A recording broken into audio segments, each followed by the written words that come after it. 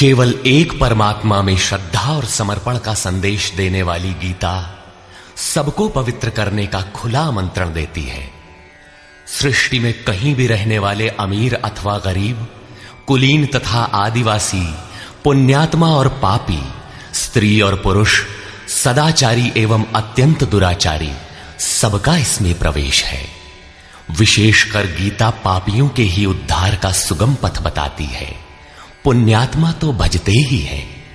प्रस्तुत है उसी गीता की अद्वितीय व्याख्या, यथार्थ गीता का कैसेट प्रसारण।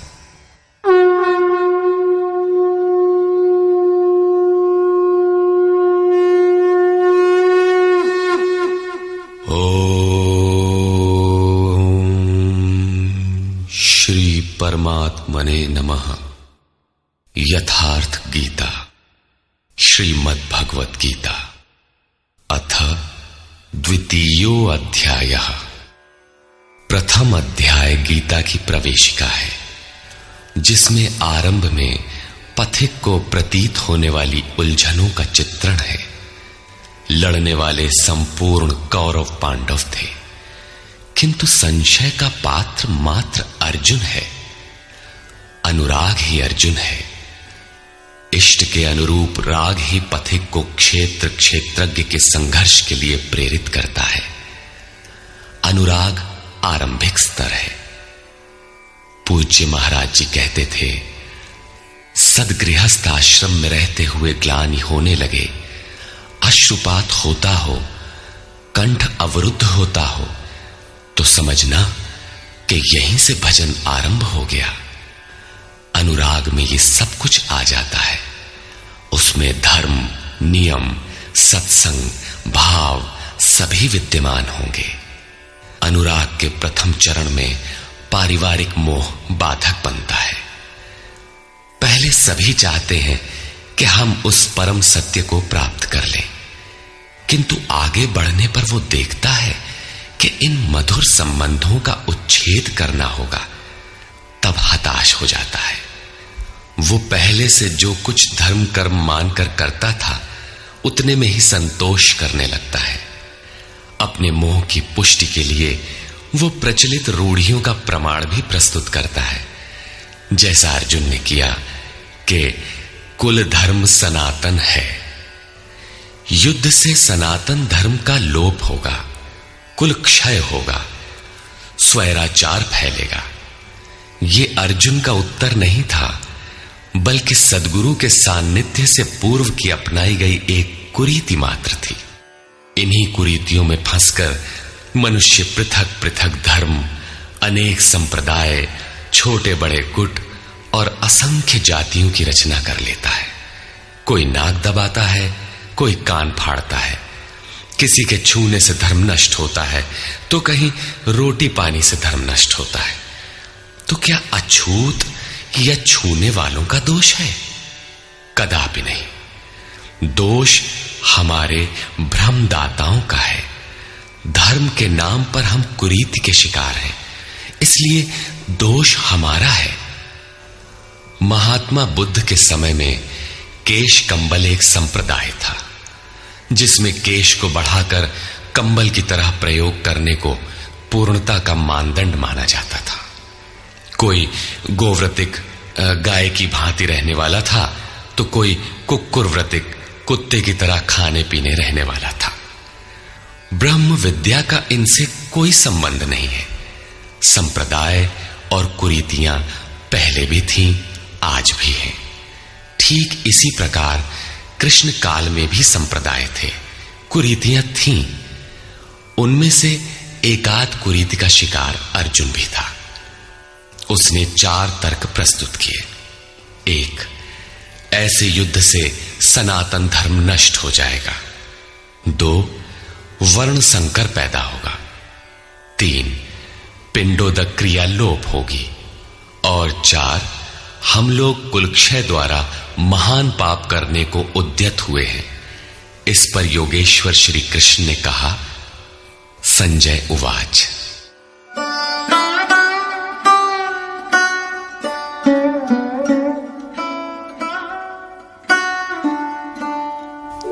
तन्तथा कृपयाविष्टम् अश्रुपूर्णाकुलेक्षणम् विषीदन्तमिदं वाक्यम् उवाच मधुसूदनः।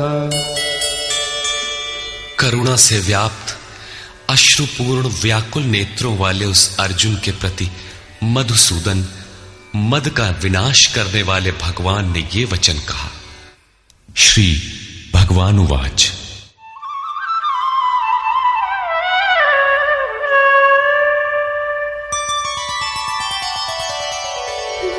कुतस्त्वाकश्मलमिदं विषमे समुपस्थितम् अनार्यजुष्टमस्वर्ग्यम् अकीर्तिकरमर्जुन।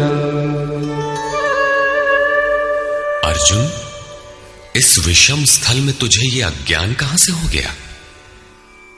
विषम स्थल अर्थात जिसकी समता का सृष्टि में कोई स्थल है ही नहीं, पारलौकिक है लक्ष्य जिसका, उस निर्विवाद स्थल पर तुझे अज्ञान कहां से हुआ?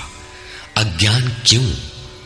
अर्जुन तो सनातन धर्म की रक्षा के लिए कटिबद्ध है। क्या सनातन धर्म की रक्षा के लिए प्राणपण से तत्पर होना अज्ञान है? श्री कृष्ण कहते हैं, हां, ये अज्ञान है। न तो संभावित पुरुषों द्वारा इसका आचरण किया गया है, न स्वर्ग ही देने वाला है और न ये कीर्ति को ही करने वाला है। सन्मार्ग पर जो दृढ़तापूर्वक आरूढ़ है उसे आर्य कहते हैं। परिवार के लिए मरना मिटना यदि अज्ञान न होता तो महापुरुष उस पर अवश्य चले होते। यदि कुल धर्म ही सत्य होता तो स्वर्ग और कल्याण की निःश्रेणी अवश्य बनता। ये कीर्तिदायक भी नहीं है। मीरा भजन करने लगी तो लोग कहें मीरा भई बावरी, सास कहे कुल नाशी रे। जिस परिवार, कुल और मर्यादा के लिए मीरा की सास बिलख रही थी, आज उस कुलवंती सास को कोई नहीं जानता। मीरा को विश्व जानता है। ठीक इसी प्रकार परिवार के लिए जो परेशान हैं, उनकी भी कीर्ति कब तक रहेगी? जिसमें कीर्ति नहीं, कल्याण नहीं, श्रेष्ठ पुरुषों ने भूल कर भी जिसका आचरण नहीं किया, तो सिद्ध है कि वो अज्ञान है। अतः क्लैब्यमास्मगमः पार्थ नैतत्त्वय्युपपद्यते क्षुद्रं हृदय दौर्बल्यं त्यक्त्वोत्तिष्ठ परन्तप। अर्जुन, नपुंसकता को मत प्राप्त हो। क्या अर्जुन नपुंसक था? क्या आप पुरुष हैं? नपुंसक वो है जो पौरुष से हीन हो। सब अपनी समझ से पुरुषार्थ ही तो करते हैं। किसान रात दिन खून पसीना एक करके खेत में पुरुषार्थ ही तो करता है। कोई व्यापार में पुरुषार्थ समझता है तो कोई पद का दुरुपयोग करके पुरुषार्थी बनता है। जीवन भर पुरुषार्थ करने पर भी खाली हाथ जाना पड़ता है।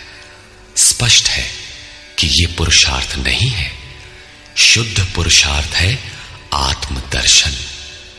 गार्गी ने याज्ञवल्क्य से कहा, नपुंसक पुमान ज्ञेयो यो न वेत्ति हृदि स्थितम पुरुषम स्वप्रकाशम तस्मानंदात्मानमव्ययम्। वो पुरुष होते हुए भी नपुंसक है जो हृदयस्थ आत्मा को नहीं पहचानता। वो आत्मा ही पुरुष स्वरूप, स्वयं प्रकाश, उत्तम आनंद युक्त और अव्यक्त है। उसे पाने का प्रयास ही पौरुष है। अर्जुन, तू नपुंसकता को न प्राप्त हो, ये तेरे योग्य नहीं है। हे परम तप, हृदय की इस क्षुद्र दुर्बलता को त्याग कर युद्ध के लिए खड़ा हो। इस पर अर्जुन ने तीसरा प्रश्न प्रस्तुत किया। अर्जुन उवाच।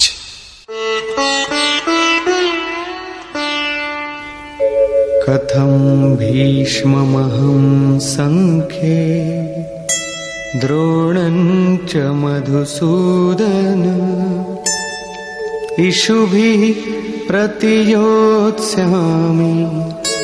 पूजार्हावरिसूदन।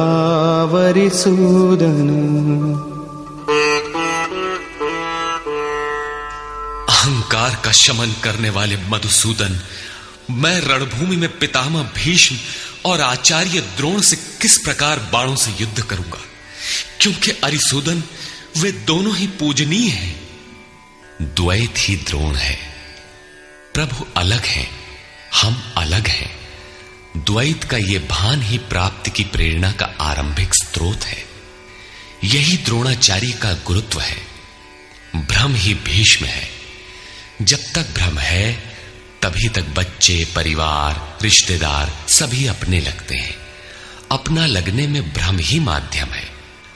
आत्मा इन्हीं को पूज्य मानकर इनके साथ रहता है कि ये पिता हैं, दादा हैं, कुलगुरु हैं इत्यादि। साधन के पूर्ति काल में गुरु न चेला, पुरुष अकेला। न बंधुर न मित्रम गुरुर्नैव शिष्यः चिदानंद रूपः शिवोहम शिवोहम। जब चित्त उस परम आनंद में विलय हो जाता है तब न गुरु ज्ञान दाता और न शिष्य ग्रहण करता ही रह जाता है। यही परम की स्थिति है। गुरु का गुरुत्व प्राप्त कर लेने पर गुरुत्व एक जैसा हो जाता है। श्री कृष्ण कहते हैं, अर्जुन तुम मुझ में निवास करेगा। जैसे श्री कृष्ण वैसा ही अर्जुन, और ठीक वैसा ही प्राप्ति वाला महापुरुष हो जाता है। ऐसी अवस्था में गुरु का भी विलय हो जाता है। गुरुत्व हृदय में प्रवाहित हो जाता है। अर्जुन गुरु पद की ढाल बनाकर इस संघर्ष में प्रवृत्त होने से कतराना चाहता है। वो कहता है,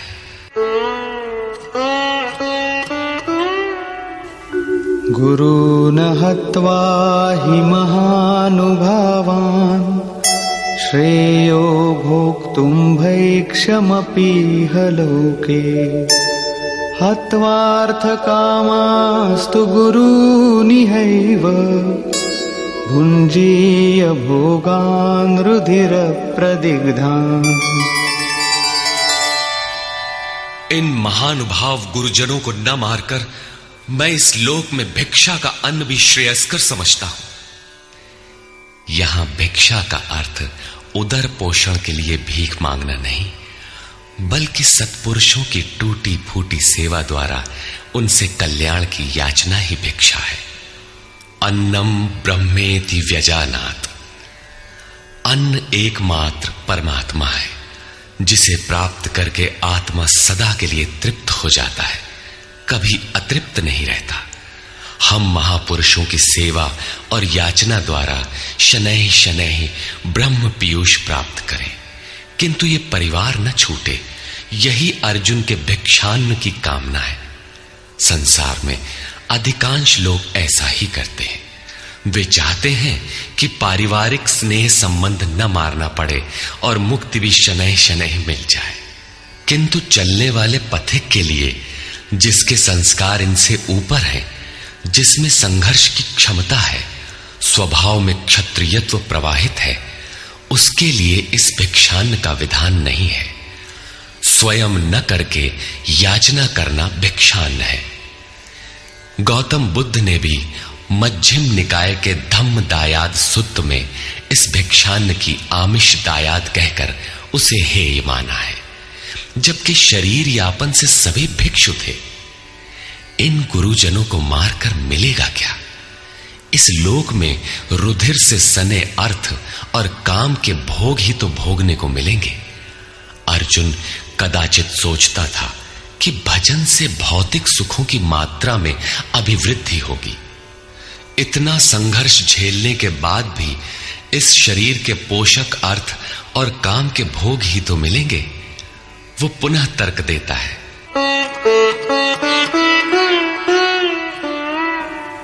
न चैतद्विद्मः कतरन्नो गरीयो यद्वा जयेम यदि वा नो जयेयुः यानेव हत्वा न जिजीविषामः तेव स्थिताः प्रमुखे धार्तराष्ट्राः। ये भी निश्चित नहीं है कि वो भोग मिलेगा ही।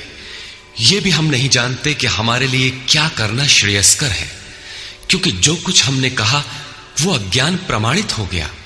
ये भी ज्ञात नहीं है कि हम जीतेंगे अथवा वे ही जीतेंगे। जिन्हें मारकर हम जीना भी नहीं चाहते, वे ही धृतराष्ट्र के पुत्र हमारे सामने खड़े हैं। अज्ञान रूपी धृतराष्ट्र से उत्पन्न मोह इत्यादि स्वजन समुदाय मिट ही जाएंगे, तब हम जीकर ही क्या करेंगे। अर्जुन पुनः सोचता है कि जो कुछ हमने कहा कदाचित ये भी अज्ञान हो, अतः प्रार्थना करता है। कार्पण्यदोषोपहतः स्वभावः पृच्छामि त्वां धर्मसम्मूढचेताः यच्छ्रेयस्यान्निश्चितं ब्रूहि तन्मे शिष्यस्तेऽहं शाधि मां त्वां प्रपन्नम्। कायरता के दोष से नष्ट स्वभाव वाला, धर्म के विषय में सर्वथा मोहित चित्त हुआ, मैं आपसे पूछता हूं, जो कुछ निश्चित परम कल्याणकारी हो वो साधन मेरे लिए कहिए। यहां अर्जुन ने पूर्ण समर्पण कर दिया। अभी तक वो श्री कृष्ण को अपने स्तर का ही समझता था, अनेक विद्याओं में अपने को कुछ आगे ही मानता था। यहां उसने अपनी बागडोर श्री कृष्ण को वस्तुतः सौंप दी। सद्गुरु पूर्ति पर्यंत हृदय में रहकर साधक के साथ चलते हैं। यदि वे साथ न रहे तो साधक पार न हो। युवा कन्या के परिवार वाले जिस प्रकार शादी विवाह तक उसको संयम की शिक्षा देते हुए संभाल ले जाते हैं, ठीक उसी प्रकार सद्गुरु अपने शिष्य की अंतरात्मा से रथी होकर उसे प्रकृति की घाटियों से निकालकर पार कर देते हैं। अर्जुन निवेदन करता है कि भगवान, एक बात और है। नहि प्रपश्यामि ममापनुद्यात् यच्छोकमुच्छोषणमिन्द्रियाणाम् अवाप्य भूमावसपत्नमृद्धम् राज्यं सुराणामपि चाधिपत्यम्। भूमि पर निष्कंटक धन धान्य संपन्न राज्य को और देवताओं के स्वामीपन इंद्र पद को पाकर भी मैं उस उपाय को नहीं देखता जो मेरी इंद्रियों को सुखाने वाले शोक को दूर कर सके। जब शोक बना ही है तो ये सब लेकर ही मैं क्या करूंगा। यदि इतना ही मिलना है तो क्षमा करें। अर्जुन ने सोचा, अब इसके आगे बतावेंगे भी क्या। संजय उवाच। एवमुक्त्वा ऋषिकेशं गुडाकेशः परन्तप न योत्स्यैति गोविन्दम् उक्त्वा तूष्णीं बभूवः। संजय बोला, हे राजन, मोह निशाजयी अर्जुन ने हृदय के सर्वज्ञ श्री कृष्ण से ये कहकर कि गोविंद, मैं युद्ध नहीं करूंगा, चुप हो गया। अभी तक अर्जुन की दृष्टि पौराणिक है, जिसमें कर्म कांडों के साथ भोगों की उपलब्धि का विधान है, जिसमें स्वर्ग ही सब कुछ माना जाता है, जिस पर श्री कृष्ण प्रकाश डालेंगे कि ये विचारधारा भी गलत है। तमुवाच ऋषिकेशः प्रहसन्निव भारत सेनयोरुभयोर्मध्ये विषीदन्तमिदं वचः। उसके उपरांत हे भरतवंशी धृतराष्ट्र, अंतर्यामी योगेश्वर श्री कृष्ण ने दोनों सेनाओं के बीच में उस शोक युक्त अर्जुन को हंसते हुए से ये वचन कहा। श्री भगवानुवाच। अशोचानन्वशोचस्त्वं प्रज्ञावादांश्च भाषसे गतासु न गतासूश्च नानुशोचन्ति पंडिताः। अर्जुन, तू न शोक करने योग्यों के लिए शोक करता है और पंडितों के से वचन कहता है, किंतु बुद्धि संपन्न पंडित जन जिनके प्राण चले गए हैं उनके लिए तथा जिनके प्राण नहीं गए हैं उनके लिए भी शोक नहीं करते। तू पंडितों जैसी बातें भर करता है, वस्तुतः ज्ञाता है नहीं, क्योंकि न त्वेवाहं जातु नासं न त्वन्नेमे जनाधिपाः न चैव न भविष्यामः सर्वे वयमतः परम्।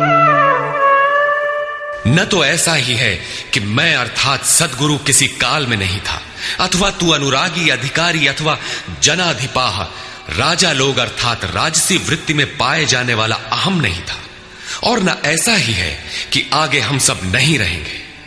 सद्गुरु सदैव रहता है, अनुरागी सदैव रहते हैं। यहां योगेश्वर ने योग की अनादिता पर प्रकाश डालते हुए भविष्य में भी उसकी विद्यमानता पर बल दिया। मरने वालों के लिए शोक न करने के लिए कारण बताते हुए उन्होंने कहा, देहिनोऽस्मिन् यथा देहे कौमारं यौवनं जरा तथा देहांतर प्राप्तिः धीरस्तत्र न मुह्यति। जैसे जीवात्मा की इस देह में कुमार, युवा और वृद्ध अवस्था होती है, वैसे ही अन्य अन्य शरीर प्राप्ति। इसलिए धीर पुरुष मोहित नहीं होता है। कभी आप बालक थे, शनैः शनैः युवा हुए, तब आप मर तो नहीं गए, पुनः वृद्ध हुए। पुरुष एक ही है। उसी प्रकार लेश मात्र भी दरार नए देह की प्राप्ति पर नहीं पड़ती। कलेवर का यह परिवर्तन तब तक चलेगा जब तक परिवर्तन से परे वस्तु नहीं मिल जाती। मात्रा स्पर्शास्तु कौन्तेय शीतोष्ण सुख दुःखदाः आगमापायिनो नित्याः तां तितिक्षस्व भारत। हे कुंती पुत्र, सुख दुख, सर्दी और गर्मी को देने वाले इंद्रियों और विषयों के संयोग तो अनित्य हैं, क्षण भंगुर हैं। अतः भरतवंशी अर्जुन, तू इसका त्याग कर। अर्जुन इंद्रिय और विषय के संयोग जन्य सुख का स्मरण करके ही विकल था। कुल धर्म, कुल गुरुओं की पूज्यता इत्यादि इंद्रियों के लगाव के अंतर्गत है। ये क्षणिक हैं, झूठे हैं, नाशवान हैं। विषयों का संयोग न सदैव मिलेगा और न सदैव इंद्रियों में क्षमता ही रहेगी। अतः अर्जुन, तू इनका त्याग कर, सहन कर। क्यों? क्या हिमालय की लड़ाई थी जो अर्जुन सर्दी सहन करता? अथवा क्या ये रेगिस्तान की लड़ाई है जहां अर्जुन गर्मी सहन करे? कुरुक्षेत्र जैसा कि लोग बाहर बताते हैं समशीतोष्ण स्थली है। कुल 18 दिन तो लड़ाई हुई, इतने में कहां जाड़ा गर्मी बीत गई। वस्तुतः सर्दी गर्मी, दुख सुख, मान अपमान का सहन करना एक योगी पर निर्भर करता है। यह हृदय देश की लड़ाई का चित्रण है। बाहर युद्ध के लिए गीता नहीं कहती। यह क्षेत्र क्षेत्रज्ञ का संघर्ष है, जिसमें आसुरी संपद का सर्वथा शमन कर परमात्मा में स्थिति दिलाकर दैवी संपद भी शांत हो जाती है। जब विकार है ही नहीं तो सजातीय प्रवृत्तियां किस पर आक्रमण करें? अतः पूर्णत्व के साथ वे भी शांत हो जाती हैं, इससे पहले नहीं। गीता अंतर्देश की लड़ाई का चित्रण है। इस त्याग से मिलेगा क्या, इससे लाभ क्या है, इस पर श्री कृष्ण कहते हैं, यम हि न व्यथयन्त्येते पुरुषं पुरुषर्षभ समदुःख सुखं धीरं सोमृतत्वाय कल्पते। क्योंकि हे पुरुष श्रेष्ठ, दुख सुख को समान समझने वाले जिस धीर पुरुष को इंद्रियों और विषयों के संयोग व्यथित नहीं कर पाते, वो मृत्यु से परे अमृत तत्व की प्राप्ति के योग्य हो जाता है। यहां श्री कृष्ण ने एक उपलब्धि अमृत की चर्चा की। अर्जुन सोचता था कि युद्ध के परिणाम में स्वर्ग मिलेगा या पृथ्वी, किंतु श्री कृष्ण कहते हैं कि न स्वर्ग मिलेगा और न पृथ्वी, बल्कि अमृत मिलेगा। अमृत क्या है? नासतो विद्यते भावो ना भावो विद्यते सतः उभयोरपि दृष्टोऽन्तः त्वनयोस्तत्त्वदर्शिभिः।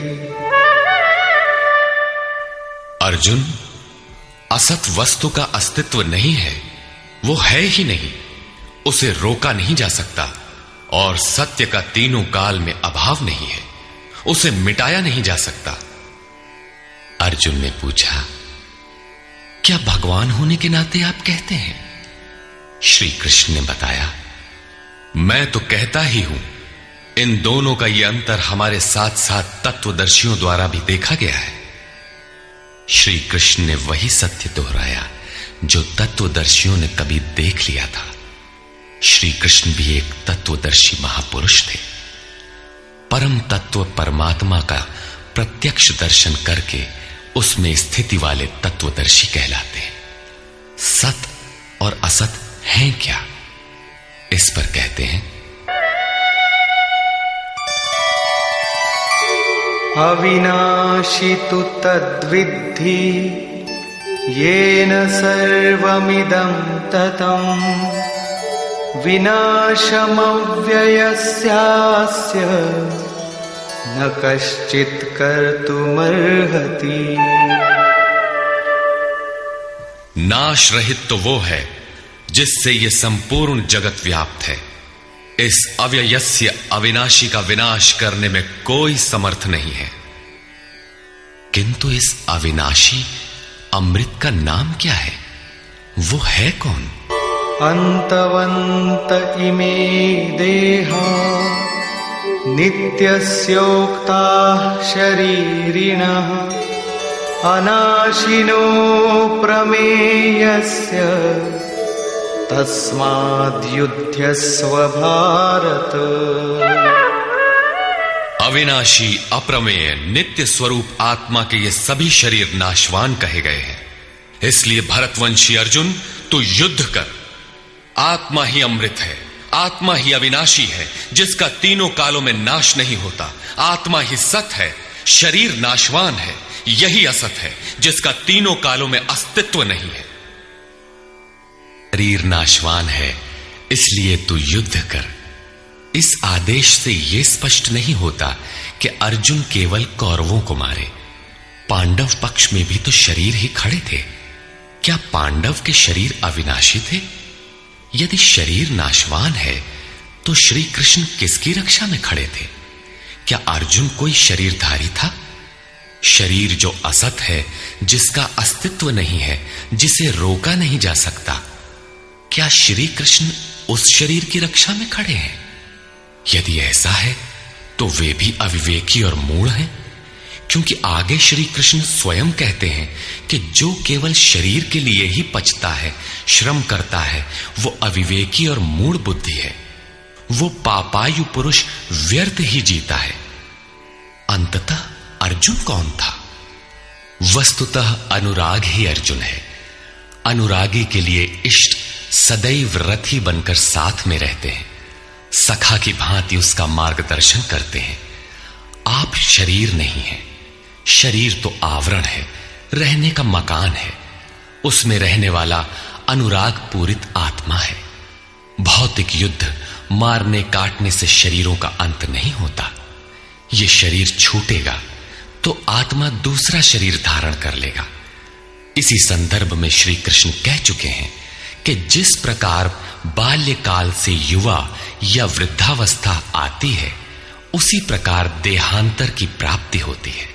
शरीर काटेंगे तो जीवात्मा नया वस्त्र बदल लेगा। शरीर संस्कारों के आश्रित है और संस्कार मन पर आधारित है।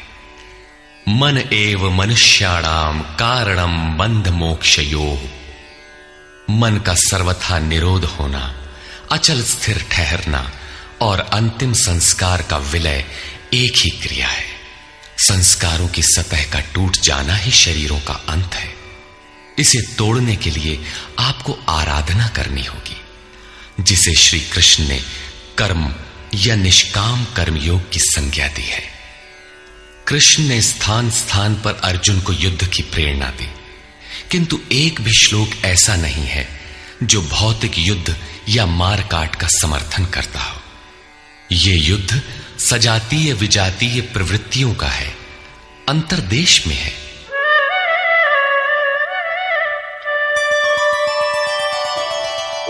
य एनं वेत्ति हन्तारम् यश्चैनं मन्यते हतम् उभौ तौ न विजानीतो नायं हन्ति न हन्यते।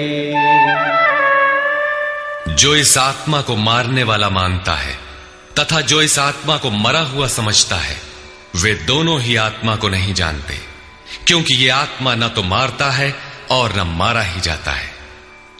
पुनः इसी पर बल देते हैं। न जायते म्रियते वा कदाचिन् नायं भूत्वा भविता वा न भूयः अजो नित्यः शाश्वतोऽयं पुराणो न हन्यते हन्यमाने शरीरे। ये आत्मा किसी काल में न तो जन्मता है और न मरता है, क्योंकि ये वस्त्र ही तो बदलता है। न ये आत्मा होकर अन्य कुछ होने वाला है, क्योंकि यह अजन्मा है, नित्य है, शाश्वत और पुरातन है। शरीर के नाश होने पर भी उसका नाश नहीं होता। आत्मा ही सत्य है, आत्मा ही पुरातन है, आत्मा ही शाश्वत और सनातन है। आप कौन है? सनातन धर्म के अनुयायी। सनातन कौन है? आत्मा। आप आत्मा के अनुयायी हैं। आत्मा, परमात्मा और ब्रह्म एक दूसरे के पर्याय हैं। आप कौन है? शाश्वत धर्म के उपासक। शाश्वत कौन है? आत्मा। अर्थात हम आप आत्मा के उपासक हैं। यदि आप आत्मिक पथ को नहीं जानते तो आपके पास शाश्वत सनातन नाम की कोई वस्तु नहीं है। उसके लिए आप आहें भरते हैं तो प्रत्याशी अवश्य है, किंतु सनातन धर्मी नहीं है। सनातन धर्म के नाम पर किसी कुरीति के शिकार हैं।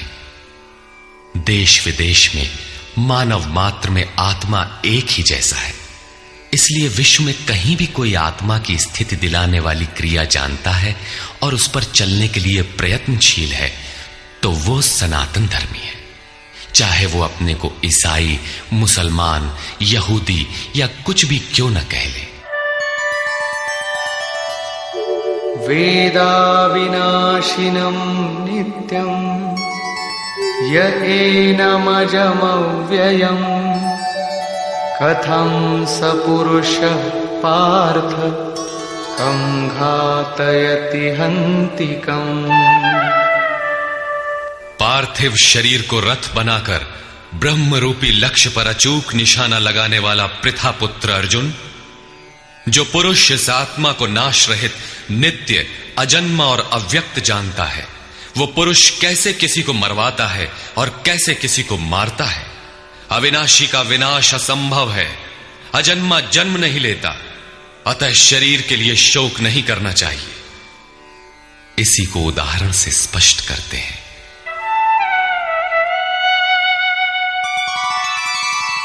वासांसि जीर्णानि यथा विहाय नवानि गृह्णाति नरोपराणि तथा शरीराणि विहाय जीर्णान्यन्यानि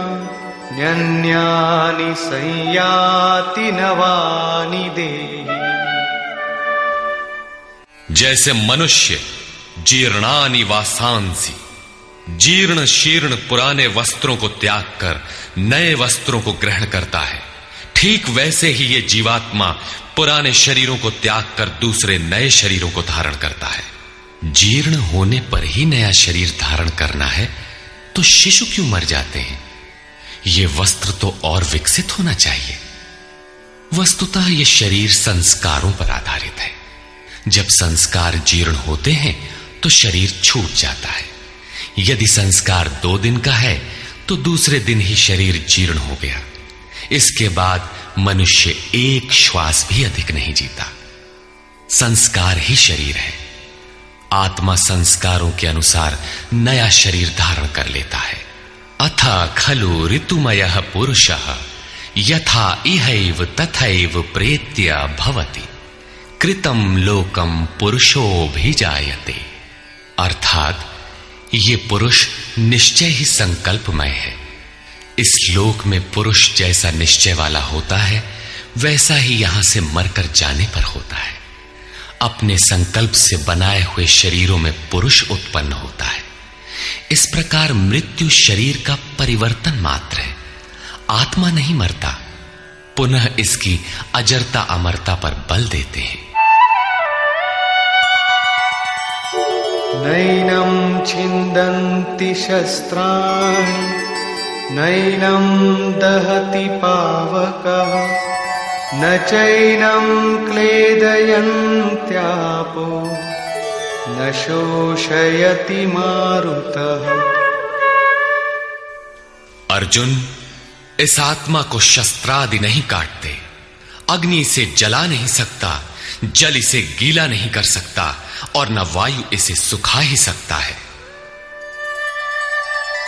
अच्छेद्यो यमदाह्योऽयम्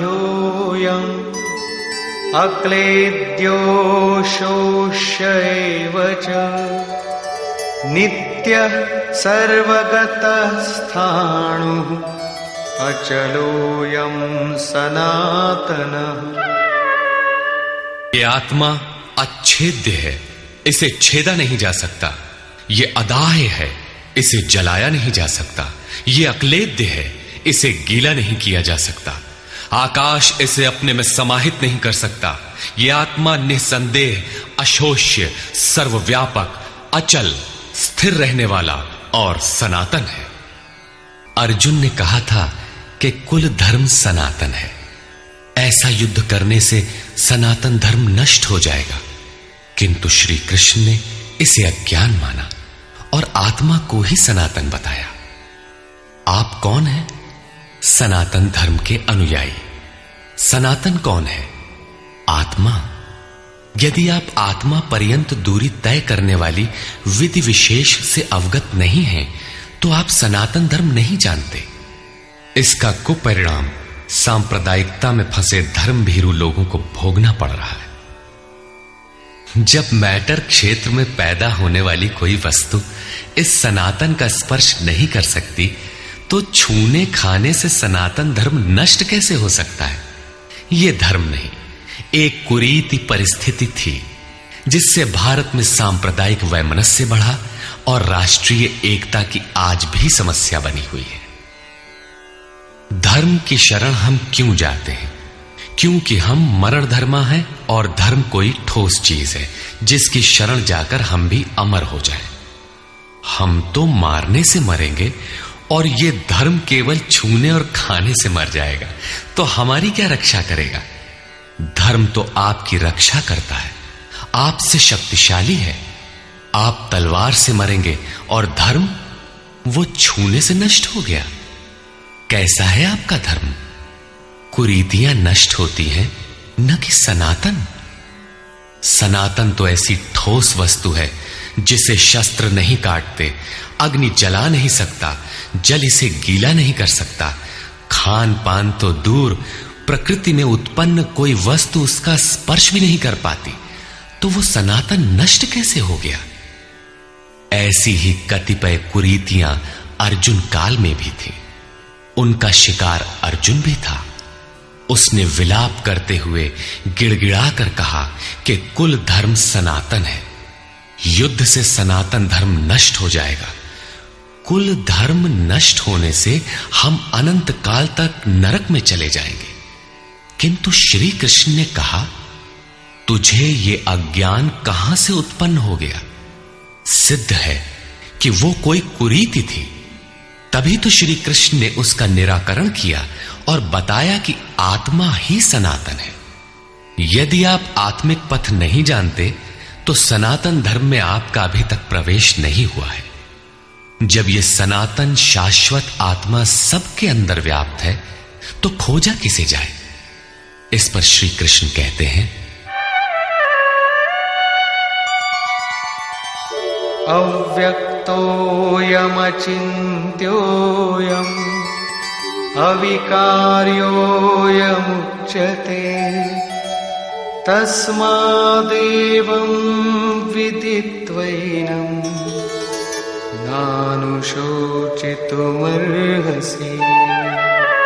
ये आत्मा अव्यक्त अर्थात इंद्रियों का विषय नहीं है। इंद्रियों के द्वारा इसे समझा नहीं जा सकता।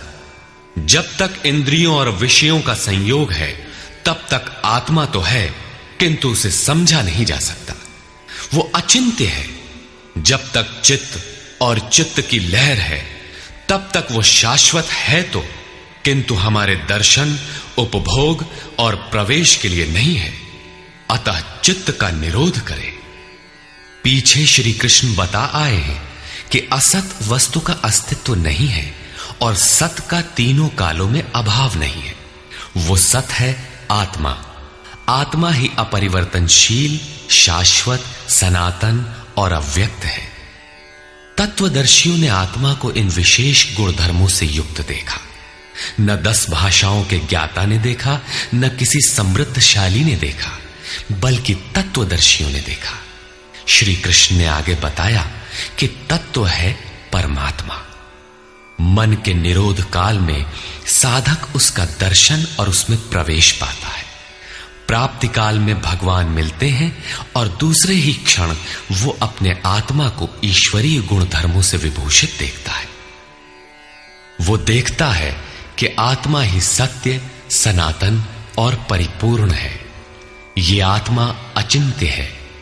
ये विकार रहित अर्थात न बदलने वाला कहा जाता है। अतः अर्जुन, आत्मा को ऐसा जानकर तू शोक करने योग्य नहीं है।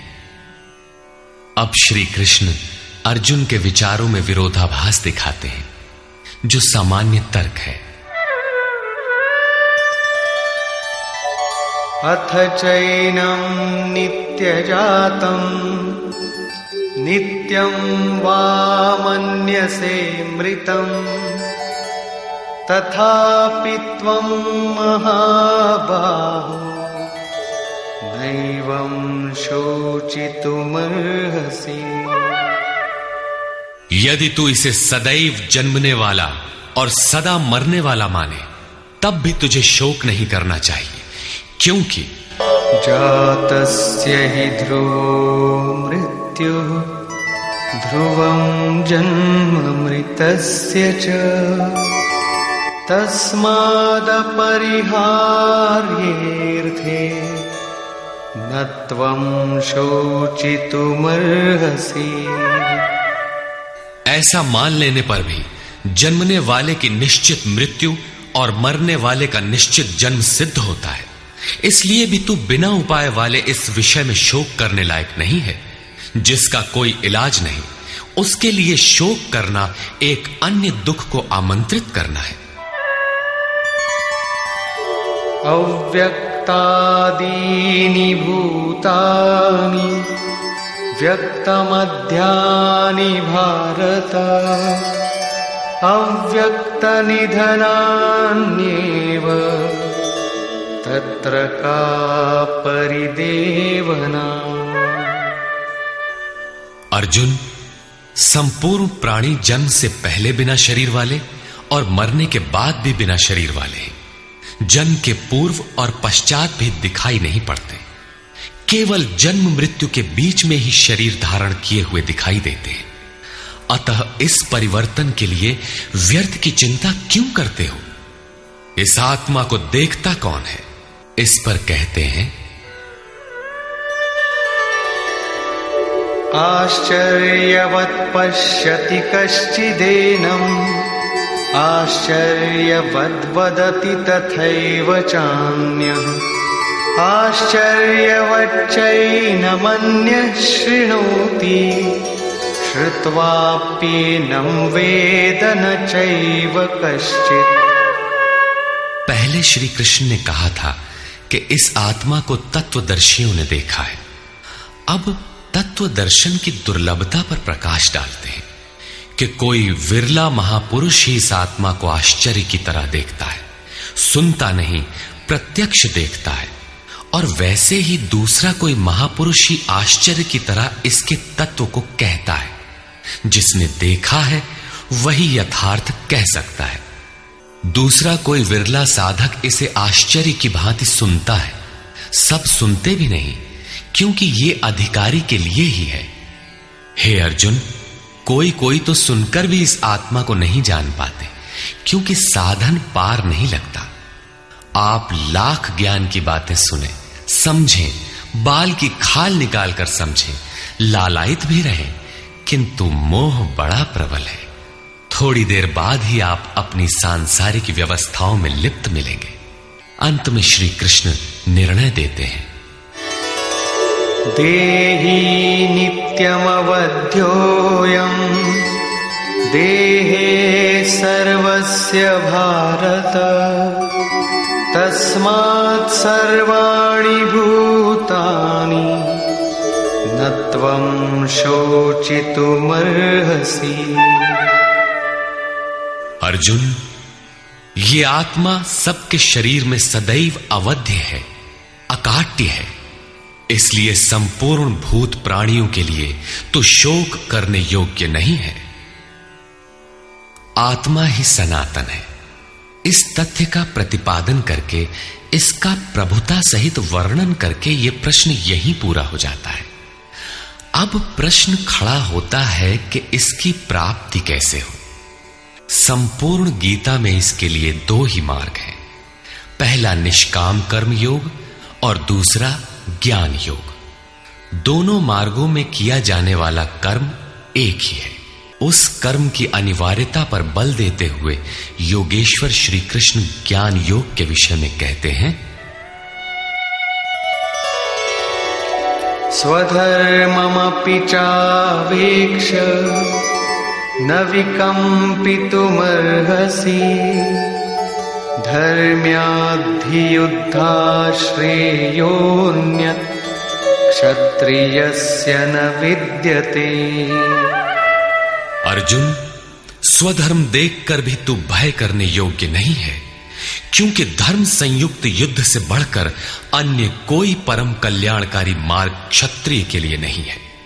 अभी तक तो आत्मा शाश्वत है, आत्मा सनातन है, वही एकमात्र धर्म है कहा गया है। अब ये स्वधर्म कैसा? धर्म तो एकमात्र आत्मा ही है, वो तो अचल स्थिर है, तो धर्माचरण क्या? किंतु इस आत्म पथ में प्रवृत्त होने की क्षमता हर व्यक्ति की अलग अलग होती है। स्वभाव से उत्पन्न इस क्षमता को स्वधर्म कहा गया है। इसी एक सनातन आत्मिक पथ पर चलने वाले साधकों को महापुरुष ने स्वभाव से उनकी क्षमता के अनुसार 4 श्रेणियों में बांटा: शूद्र, वैश्य, क्षत्रिय और ब्राह्मण। साधना की प्रारंभिक अवस्था में प्रत्येक साधक शूद्र अर्थात अल्पज्ञ होता है। घंटों भजन में बैठने पर वो 10 मिनट भी अपने पक्ष में नहीं पाता।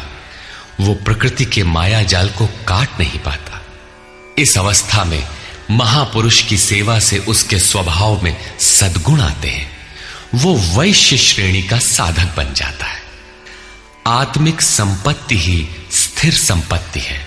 इसका वो शनैः शनैः संग्रह और गोपालन अर्थात इंद्रियों की सुरक्षा करने में सक्षम हो जाता है। काम क्रोध इत्यादि से इंद्रियों की हिंसा होती है तथा विवेक वैराग्य से इनकी सुरक्षा होती है, किंतु प्रकृति को निर्बीज करने की क्षमता उसमें नहीं होती। क्रमशः उन्नति करते करते साधक के अंतःकरण में तीनों गुणों को काटने की क्षमता अर्थात क्षत्रियत्व आ जाता है। इसी स्तर पर प्रकृति और उसके विकारों को नाश करने की क्षमता आ जाती है। इसलिए युद्ध यहीं से आरंभ होता है। क्रमशः साधन करके साधक ब्राह्मणत्व की श्रेणी में बदल जाता है। इस समय मन का शमन, इंद्रियों का दमन, धारावाही चिंतन, सरलता, अनुभव, ज्ञान इत्यादि लक्षण साधक में स्वाभाविक प्रवाहित होते हैं। इन्हीं के अनुष्ठान से चलकर क्रमशः वो ब्रह्म में प्रवेश पा जाता है, जहां वो ब्राह्मण भी नहीं रह जाता। विदेह राजा जनक की सभा में महर्षि याज्ञवल्क्य ने चाक्रायण, उशस्ति, कहोल, आरुणि, उद्यालक और गार्गी के प्रश्नों का समाधान करते हुए बताया कि आत्म साक्षात्कार का पूर्णतया संपादन करने वाला ही ब्राह्मण होता है। ये आत्मा ही लोक परलोक और समस्त प्राणियों को भीतर से नियमित करता है। सूर्य, चंद्रमा, पृथ्वी, जल, वायु, अग्नि, तारागण, अंतरिक्ष, आकाश एवं प्रत्येक क्षण इस आत्मा के ही प्रशासन में है। ये तुम्हारा आत्मा अंतर्यामी अमृत है। आत्मा अक्षर है, इससे भिन्न सब नाशवान है। जो कोई इसी लोक में इस अक्षर को न जानकर हवन करता है, तप करता है, हजारों वर्षों तक यज्ञ करता है, उसका ये सब कर्म नाशवान है। जो कोई भी इस अक्षर को जाने बिना इस लोक से मरकर जाता है, वो दयनीय है, कृपण है, और जो इस अक्षर को जानकर इस लोक से मरकर जाता है, वो ब्राह्मण है। अर्जुन क्षत्रिय श्रेणी का साधक है। श्री कृष्ण कहते हैं कि क्षत्रिय श्रेणी के साधक के लिए युद्ध के अतिरिक्त कोई कल्याणकारक रास्ता है ही नहीं। प्रश्न उठता है कि क्षत्रिय है क्या? प्रायः लोग इसका आशय समाज में जन्मना उत्पन्न ब्राह्मण, क्षत्रिय, वैश्य, शूद्र जातियों से लेते हैं। इन्हें ही 4 वर्ण मान लिया जाता है, किंतु नहीं। शास्त्रकार ने स्वयं बताया है कि क्षत्रिय क्या है, वर्ण क्या है। यहां उन्होंने केवल क्षत्रिय का नाम लिया और आगे 18वें अध्याय तक इस प्रश्न का समाधान प्रस्तुत किया कि वस्तुतः ये वर्ण हैं क्या और कैसे इनमें परिवर्तन होता है। श्री कृष्ण ने कहा, चातुर्वर्ण्यम मया सृष्टम। 4 वर्णों की सृष्टि मैंने की, तो क्या मनुष्यों को बांटा? श्री कृष्ण कहते हैं कि नहीं, गुण कर्म विभागशः, गुणों के माध्यम से कर्म को 4 भागों में बांटा। यह देखना है कि वो कर्म क्या है जिसे बांटा गया। गुण परिवर्तनशील है। साधना की उचित प्रक्रिया द्वारा तामसी से राजसी और राजसी से सात्विक गुणों में प्रवेश मिलता जाता है। अंततः ब्राह्मण स्वभाव बन जाता है। उस समय ब्रह्म में प्रवेश दिला देने वाली सारी योग्यताएं उस साधक में रहती हैं। वर्ण संबंधी प्रश्न यहां से आरंभ होकर 18वें अध्याय में जाकर पूर्ण होता है। श्री कृष्ण की मान्यता है, श्रेयान् स्वधर्मो विगुणः परधर्मात् स्वनुष्ठितात्। स्वभाव से उत्पन्न इस धर्म में प्रवृत्त होने की क्षमता जिस स्तर की हो, भले ही वो गुण रहित शूद्र श्रेणी की हो, तब भी परम कल्याण करती है, क्योंकि आप क्रमशः वहीं से उत्थान करते हैं। उससे ऊपर वालों की नकल करके साधक नष्ट हो जाता है। अर्जुन क्षत्रिय श्रेणी का साधक था, इसलिए श्री कृष्ण कहते हैं कि अर्जुन, अपने स्वभाव से उत्पन्न योग्यता को देखकर, इस युद्ध में प्रवृत्त होने की अपनी क्षमता को देखकर भी तू भय करने योग्य नहीं है। इससे बढ़कर दूसरा कोई कल्याणकारी कार्य क्षत्रिय के लिए नहीं। इसी पर प्रकाश डालते हुए पुनः योगेश्वर कहते हैं,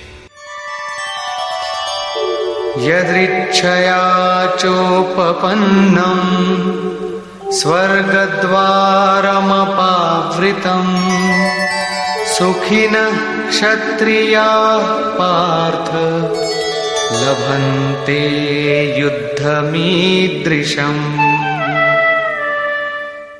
पार्थिव शरीर को ही रथ बनाकर अचूक लक्ष्य वेदी अर्जुन, स्वतः प्राप्त स्वर्ग के खुले हुए द्वार रूपी इस युद्ध को भाग्यवान क्षत्रिय ही प्राप्त करते हैं।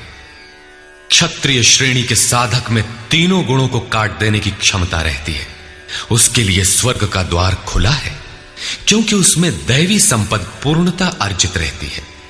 स्वर में विचरने की उसमें क्षमता रहती है। यही खुला हुआ स्वर्ग का द्वार है। क्षेत्र क्षेत्रज्ञ के इस युद्ध को भाग्यवान क्षत्रिय ही पाते हैं, क्योंकि उनमें ही संघर्ष की क्षमता है। दुनिया में लड़ाइयां होती हैं, विश्व सिमट कर लड़ता है, प्रत्येक जाति लड़ती है, किंतु शाश्वत विजय जीतने वाले को भी नहीं मिलती। ये तो बदले हैं। जो जिसको जितना दबाता है, कालांतर में उसे भी उतना ही दबना पड़ता है। ये कैसी विजय है जिसमें इंद्रियों को सुखाने वाला शोक बना ही रहता है, अंत में शरीर भी नष्ट हो जाता है।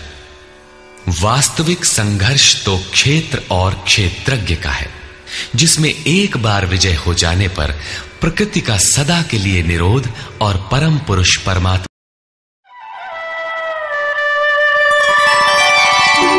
अथ चेत्त्वमिमं धर्म्यं संग्रामं न करिष्यसि ततः स्वधर्मं कीर्तिं च हित्वा पापमवाप्स्यसि। और यदि तू इस धर्मयुक्त संग्राम अर्थात शाश्वत सनातन परम धर्म परमात्मा में प्रवेश दिलाने वाला धर्म युद्ध नहीं करेगा, तो स्वधर्म अर्थात स्वभाव से उत्पन्न संघर्ष करने की क्षमता, क्रिया में प्रवृत्त होने की क्षमता को खोकर पाप अर्थात आवागमन और अपकीर्ति को प्राप्त होगा। अपकीर्ति पर प्रकाश डालते हैं। अकीर्तिं चापि भूतानि कथयिष्यन्ति ते व्ययाम् संभावितस्य चाकीर्तिः मरणादतिरिच्यते। सब लोग बहुत काल तक तेरी अपकीर्ति का कथन करेंगे। आज भी पदच्युत होने वाले महात्माओं में विश्वामित्र, पाराशर, निमि, श्रृंगी इत्यादि की गणना होती है। बहुत से साधक अपने धर्म पर विचार करते हैं, सोचते हैं कि लोग हमें क्या कहेंगे। ऐसा भाव भी साधना में सहायक होता है। इससे साधना में लगे रहने की प्रेरणा मिलती है। कुछ दूरी तक यह भाव भी साथ देता है। माननीय पुरुषों के लिए अपकीर्ति मरण से भी बढ़कर होती है। भयाद्रणादुपरतम् मौस्यन्ते त्वां महारथाः येषां च त्वं बहुमतो भूत्वा यास्यसि लाघवम्। जिन महारथियों की निगाह में तू बहुत माननीय होकर अब तुच्छता को प्राप्त होगा, वे महारथी लोग तुझे भय के कारण युद्ध से उपराम हुआ मानेंगे। महारथी कौन? इस पथ पर महान परिश्रम से आगे बढ़ने वाले साधक महारथी हैं। इसी प्रकार इतने ही परिश्रम से अविद्या की ओर खींचने वाले काम, क्रोध, लोभ, मोहादि भी महारथी हैं। जो तुझे बहुत सम्मान देते थे कि साधक प्रशंसनीय है, तुम उनकी निगाह से गिर जाओगे। इतना ही नहीं बल्कि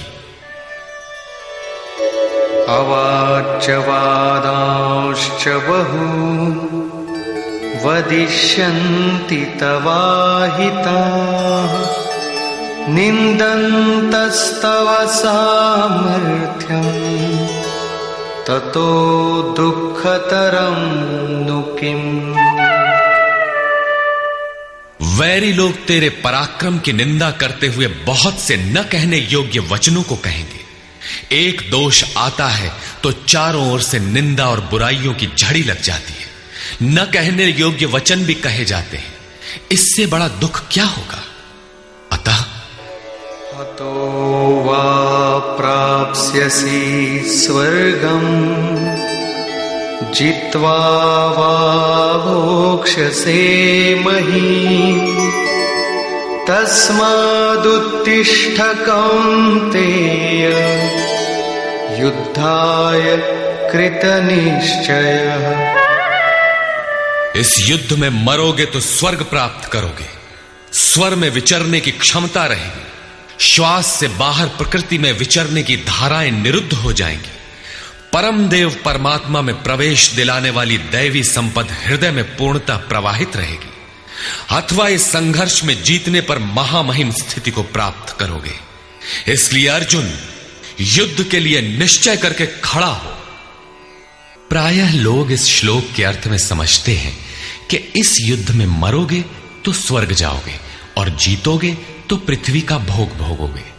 किंतु आपको स्मरण होगा, अर्जुन कह चुका है, भगवान पृथ्वी ही नहीं अपितु त्रैलोक्य के साम्राज्य और देवताओं के स्वामीपन अर्थात इंद्र पद प्राप्त होने पर भी मैं उस उपाय को नहीं देखता जो इंद्रियों को सुखाने वाले मेरे शोक को दूर कर सके।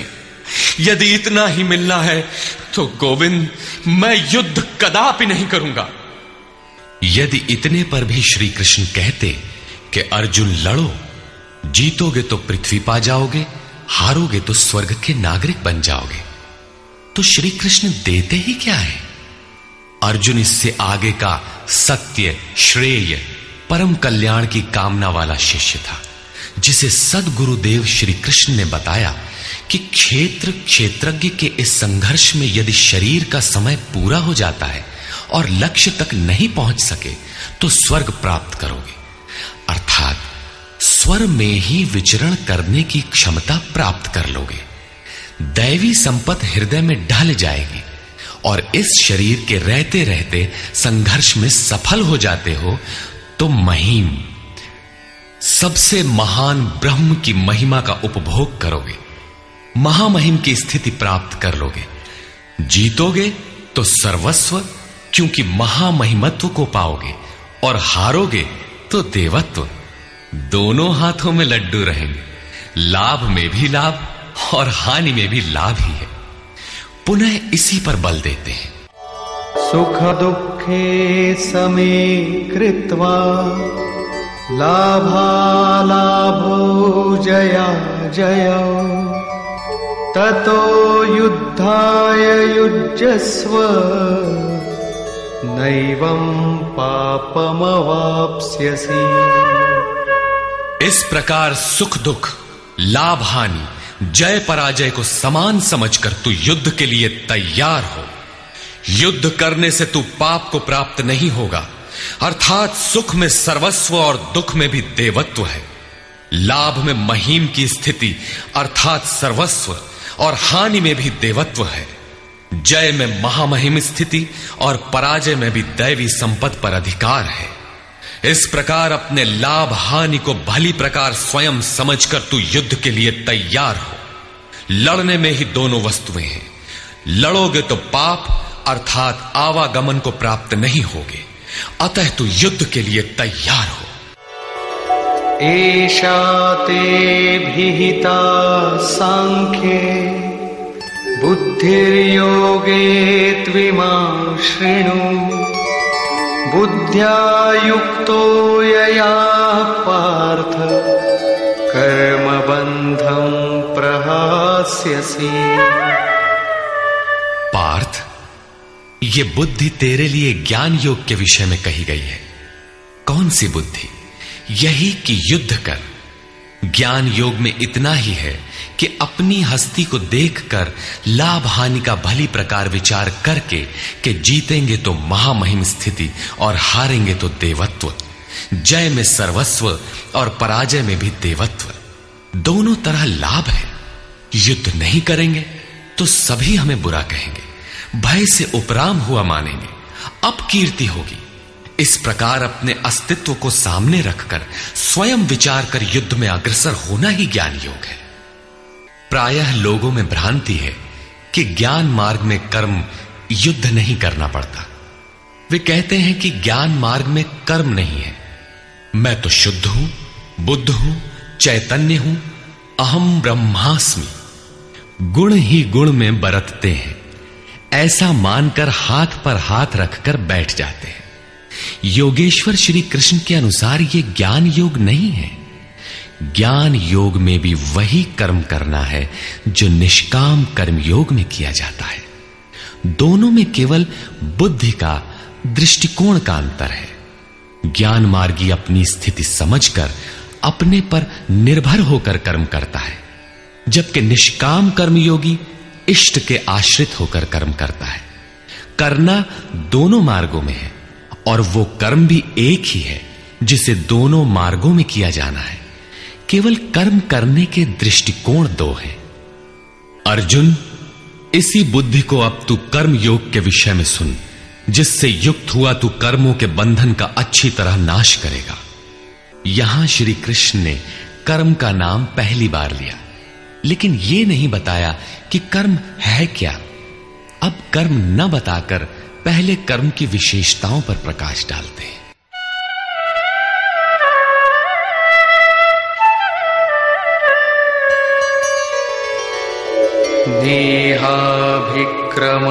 नेहाभिक्रमनाशोऽस्ति प्रत्यवायो न विद्यते स्वल्पमप्यस्य धर्मस्य त्रायते महतो भयात्। इस निष्काम कर्मयोग में आरंभ का अर्थात बीज का नाश नहीं होता, सीमित फल रूपी दोष नहीं है। इसलिए इस निष्काम कर्म का, इस कर्म से संपादित धर्म का थोड़ा भी साधन जन्म मृत्यु रूपी महान भय से उद्धार कर देता है। आप इस कर्म को समझें और उस पर 2 कदम चल भर दें, जो सदगृहस्थ आश्रम में रहकर ही चला जा सकता है। साधक तो चलते ही हैं। बीज भर डाल दें तो अर्जुन, बीज का नाश नहीं होता। प्रकृति में कोई क्षमता नहीं, ऐसा कोई अस्त्र नहीं कि उस सत्य को मिटा दे। प्रकृति केवल आवरण डाल सकती है, कुछ देर कर सकती है, किंतु साधन के आरंभ को मिटा नहीं सकती। आगे श्री कृष्ण ने बताया कि सभी पापियों से भी बड़ा पापी ही क्यों न हो, ज्ञान रूपी नौका द्वारा निसंदेह पार हो जाएगा। ठीक उसी बात को यहां कहते हैं कि अर्जुन, निष्काम कर्मयोग का बीजारोपण भर कर दें तो उस बीज का कभी नाश नहीं होता।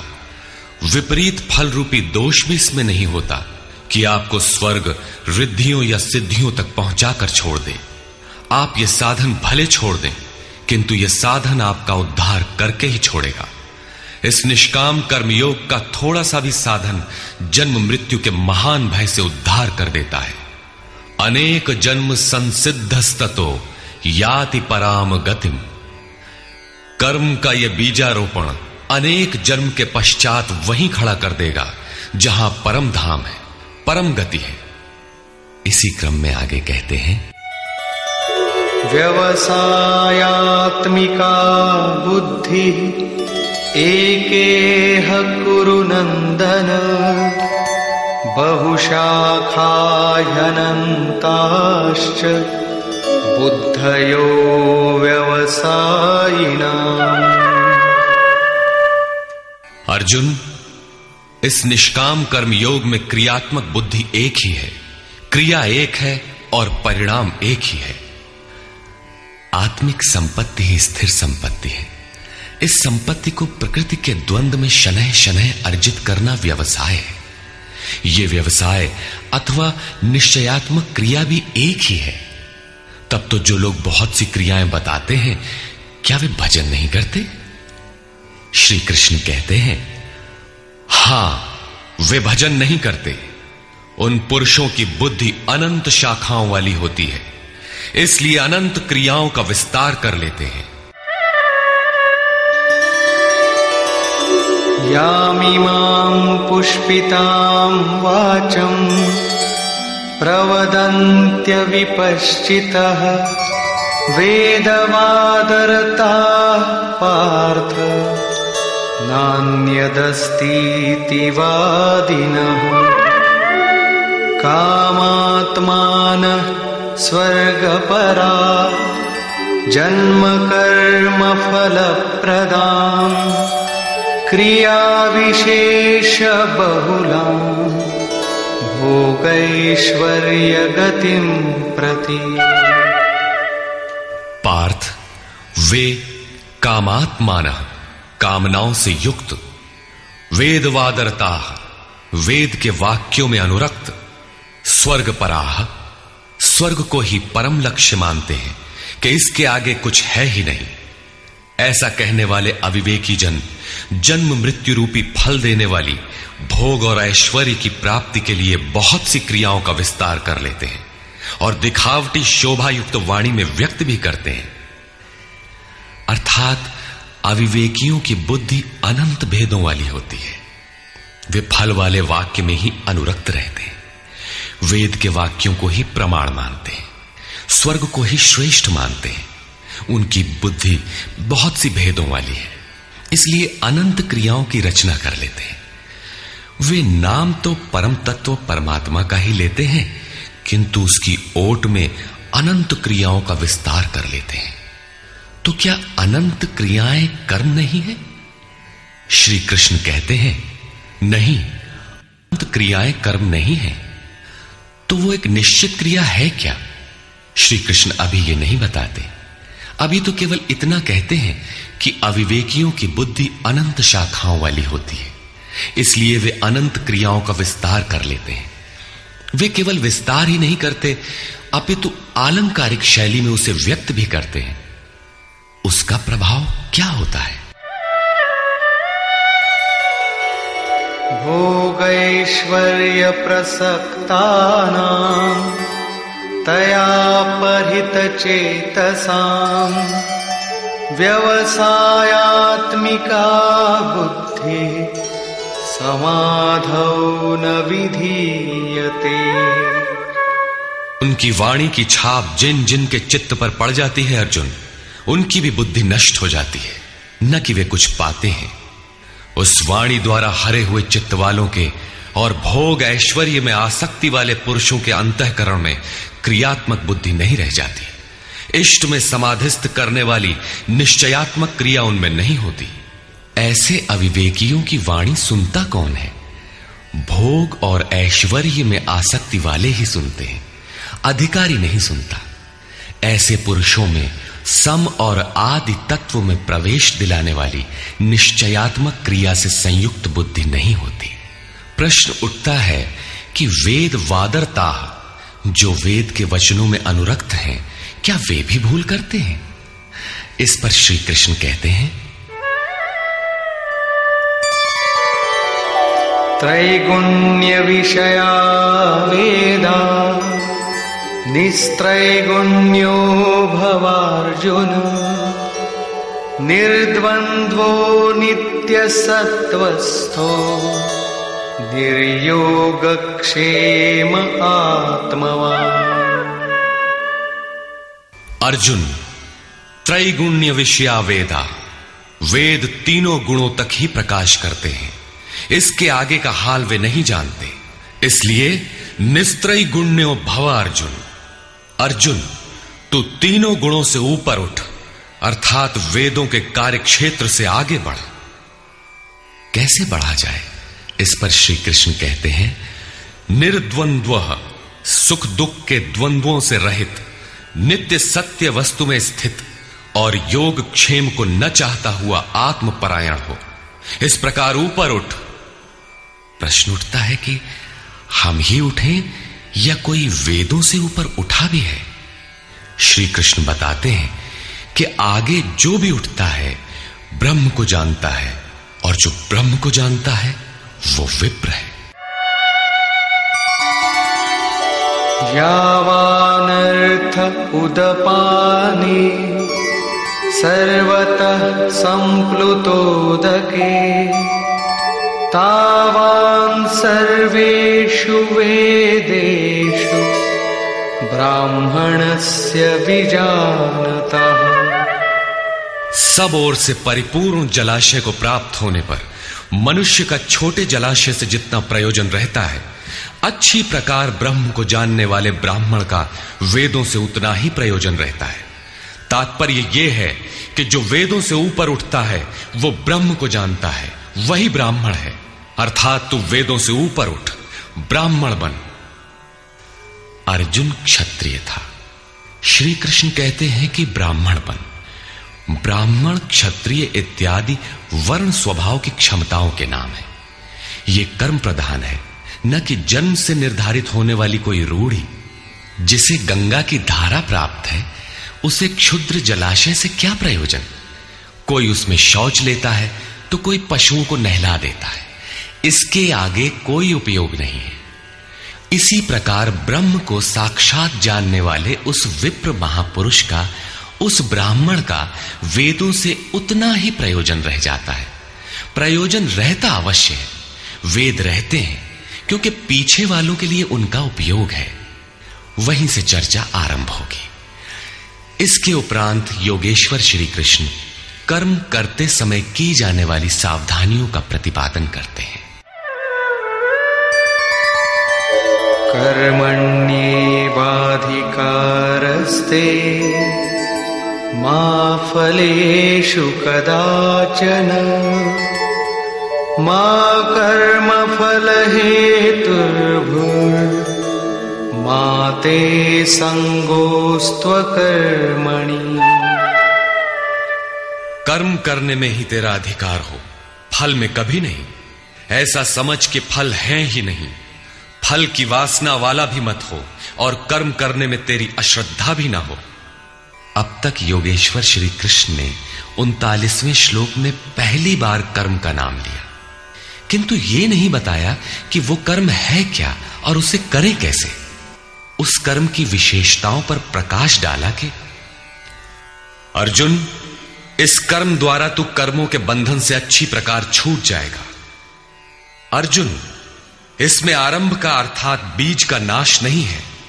आरंभ कर दे तो प्रकृति के पास कोई उपाय नहीं कि उसे नष्ट कर दे। अर्जुन, इसमें सीमित फल रूपी दोष भी नहीं है कि स्वर्ग रिद्धियों सिद्धियों में फंसाकर खड़ा कर दे। अर्जुन, इस कर्म का थोड़ा भी साधन जन्म मरण के भय से उद्धार कराने वाला होता है। किंतु अभी तक उन्होंने ये नहीं बताया कि वो कर्म है क्या, किया कैसे जाए। इसी अध्याय के 41वें श्लोक में उन्होंने बताया, अर्जुन, इसमें निश्चयात्मक बुद्धि एक ही है, क्रिया एक ही है। तो क्या बहुत सी क्रिया वाले भजन नहीं करते? श्री कृष्ण कहते हैं, वे कर्म नहीं करते। इसका कारण बताते हुए कहते हैं कि अविवेकियों की बुद्धि अनंत शाखा वाली होती है, इसलिए वे अनंत क्रियाओं का विस्तार कर लेते हैं। वे दिखावटी शोभा युक्त वाणी में इन क्रियाओं को व्यक्त भी करते हैं। उनकी वाणी की छाप जिनके चित्त पर पड़ जाती है, उनकी भी बुद्धि नष्ट हो जाती है। अतः निश्चयात्मक क्रिया एक ही है। लेकिन यह नहीं बताया कि वो क्रिया कौन सी है। 47वें श्लोक में उन्होंने कहा, अर्जुन, कर्म करने में ही तेरा अधिकार है, फल में कभी नहीं। फल की वासना वाला भी मत हो और कर्म करने में तेरी अश्रद्धा ना हो। अर्थात निरंतर करने के लिए उसी में लीन होकर करें। किंतु यह नहीं बताया कि वो कर्म है क्या। प्रायः इस श्लोक का उद्धरण देकर लोग कहते हैं कि कुछ भी करो, केवल फल की कामना मत करो, हो गया निष्काम कर्म योग। किंतु अभी तक श्री कृष्ण ने बताया ही नहीं कि कर्म है कौन सा जिसे करें। यहां पर केवल कर्म की विशेषताओं पर प्रकाश डाला कि कर्म देता क्या है और कर्म को करते समय बरती जाने वाली सावधानियां क्या हैं, उन पर प्रकाश डाला। प्रश्न ज्यों का त्यों बना हुआ है, जिसे योगेश्वर आगे अध्याय 3-4 में स्पष्ट करेंगे। पुनः इसी पर बल देते हैं। योगस्थः कुरु कर्माणि संगं त्यक्त्वा धनंजय सिद्ध्य सिद्ध्योः समो भूत्वा समत्वं योग उच्यते। धनंजय, आसक्ति और संग दोष को त्याग कर सिद्धि और असिद्धि में समान भाव रखकर योग में स्थित होकर कर्म कर। कौन सा कर्म? निष्काम कर्म कर। समत्वम योग उच्यते। ये समत्व भाव ही योग कहलाता है। विषमता जिसमें ना हो ऐसा भाव समत्व कहलाता है। रिद्धियां सिद्धियां विषम बनाती हैं, आसक्ति हमें विषम बनाती है, फल की इच्छा विषमता पैदा करती है। इसीलिए फल की वासना न हो, फिर भी कर्म करने में अश्रद्धा ना हो। देखी सुनी सभी वस्तुओं में आसक्ति का त्याग करके प्राप्ति और अप्राप्ति के विषय में न सोचकर केवल योग में स्थित रहते हुए कर्म कर। योग से चित्त चलायमान ना हो। योग एक पराकाष्ठा की स्थिति है और एक प्रारंभ की स्थिति भी होती है। प्रारंभ में भी हमारी दृष्टि लक्ष्य पर ही रहनी चाहिए। अतः योग पर दृष्टि रखते हुए कर्म का आचरण करना चाहिए। समत्व भाव अर्थात सिद्धि और असिद्धि में समभाव ही योग कहलाता है। जिसको सिद्धि और असिद्धि विचलित नहीं कर पाती, विषमता जिसमें पैदा नहीं होती, ऐसा भाव होने के कारण यह समत्व योग कहलाता है। यह इष्ट से समत्व दिलाता है, इसीलिए इसे समत्व योग कहते हैं। कामनाओं का सर्वथा त्याग है, इसलिए इसे निष्काम कर्म योग कहते हैं। कर्म करना है, इसलिए इसे कर्म योग कहते हैं। परमात्मा से मेल कराता है, इसलिए इसका नाम योग अर्थात मेल है। इसमें बौद्धिक स्तर पर ध्यान रखना पड़ता है कि सिद्धि और असिद्धि में समभाव रहे, आसक्ति न हो, फल की वासना न आने पाए। इसलिए यही निष्काम कर्म योग बुद्धि योग भी कहा जाता है। दूरेण ह्यवरं कर्म बुद्धियोगात् धनंजय बुद्धौ शरणमन्विच्छ कृपणाः फलहेतवः। धनंजय, अवरम कर्म, निकृष्ट कर्म, वासना वाले कर्म बुद्धि योग से अत्यंत दूर है। फल की कामना वाले कृपण हैं। वे आत्मा के साथ उदारता नहीं बरतते। अतः समत्व बुद्धि योग का आश्रय ग्रहण कर। जैसी कामना है वैसा मिल भी जाए तो उसे भोगने के लिए शरीर धारण करना पड़ेगा। आवागमन बना है तो कल्याण कैसा? साधक को तो मोक्ष की भी वासना नहीं रखनी चाहिए, क्योंकि वासनाओं से मुक्त होना ही तो मोक्ष है। फल की प्राप्ति का चिंतन करने से साधक का समय व्यर्थ नष्ट हो जाता है और फल प्राप्त होने पर वो उसी फल में उलझ जाता है। उसकी साधना समाप्त हो जाती है। आगे वो भजन क्यों करे? वहां से वो भटक जाता है। इसलिए समत्व बुद्धि से योग का आचरण करें। ज्ञान मार्ग को भी श्री कृष्ण ने बुद्धि योग कहा था कि अर्जुन, ये बुद्धि तेरे लिए ज्ञान योग के विषय में कही गई। और यहां निष्काम कर्म योग को भी बुद्धि योग कहा गया। वस्तुतः दोनों में बुद्धि का दृष्टिकोण का ही अंतर है। उसमें लाभ हानि का रिकॉर्ड रखकर उसे जांच कर चलना पड़ता है। इसमें भी बौद्धिक स्तर पर समत्व बनाए रखना पड़ता है। इसलिए इसे समत्व बुद्धि योग कहा जाता है। इसलिए धनंजय, तू समत्व बुद्धि योग का आश्रय ग्रहण कर, क्योंकि फल की वासना वाले अत्यंत कृपण हैं। बुद्धियुक्तो जहातीह उभे सुकृत दुष्कृते तस्माद्योगाय युज्यस्व योगः कर्मसु कौशलम्। समत्व बुद्धि युक्त पुरुष पुण्य पाप दोनों को ही इसी लोक में त्याग देता है, उनसे लिपायमान नहीं होता। इसलिए समत्व बुद्धि योग के लिए चेष्टा कर। योगः कर्मसु कौशलम। समत्व बुद्धि के साथ कर्मों का आचरण कौशल ही योग है। संसार में कर्म करने के दो दृष्टिकोण प्रचलित हैं। लोग कर्म करते हैं तो उसका फल भी अवश्य चाहते हैं, या फल न मिले तो कर्म करना ही नहीं चाहते। किंतु योगेश्वर श्री कृष्ण इन कर्मों को बंधनकारी बताते हुए आराधना को एकमात्र कर्म मानते हैं। इस अध्याय में उन्होंने कर्म का नाम मात्र लिया। अध्याय 3 के 9वें श्लोक में उसकी परिभाषा दी और चौथे अध्याय में कर्म के स्वरूप पर विस्तार से प्रकाश डाला। प्रस्तुत श्लोक में श्री कृष्ण ने सांसारिक परंपरा से हटकर कर्म करने की कला बताई कि कर्म तो करो, श्रद्धा पूर्वक करो, किंतु फल के अधिकार को स्वेच्छा से छोड़ दो। फल जाएगा कहां? यही कर्मों के करने का कौशल है। निष्काम साधक की समग्र शक्ति इस प्रकार कर्म में लगी रहती है। फिर भी जिज्ञासा स्वाभाविक है कि क्या सदैव कर्म ही करते रहना है या इसका कुछ परिणाम भी निकलेगा? इसे देखें।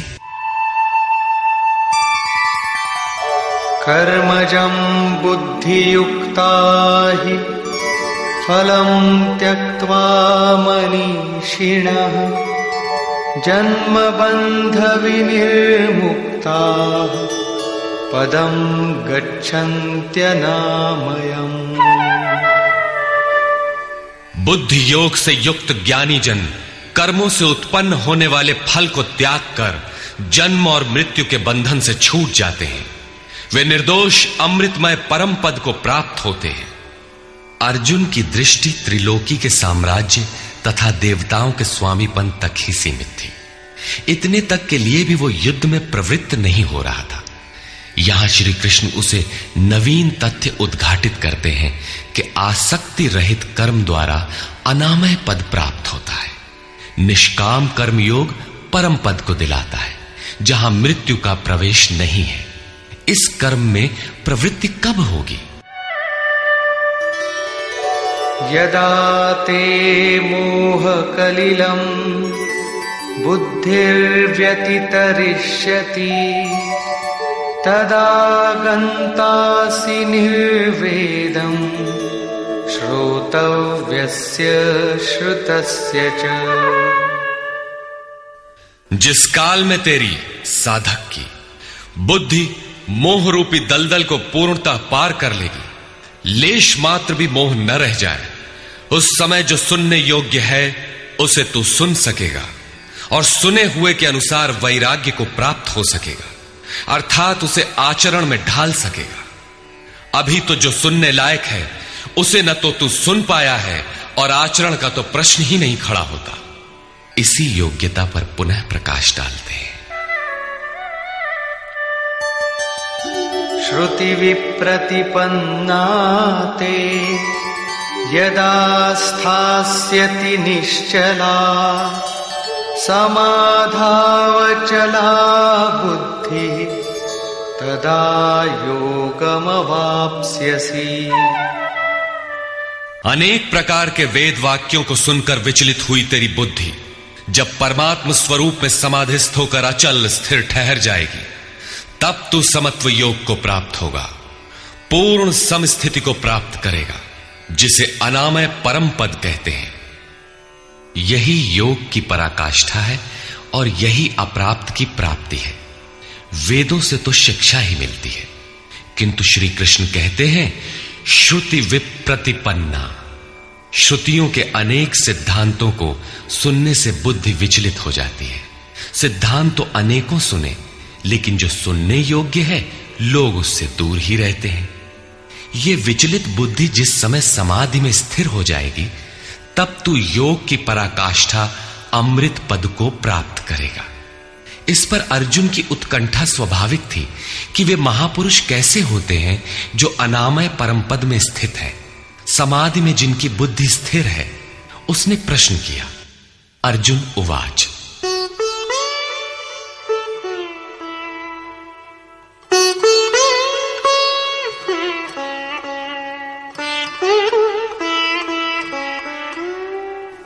स्थितप्रज्ञस्य का भाषा समाधिस्थस्य केशव स्थितधिः किं प्रभाषेत किमासीत व्रजेत किम्।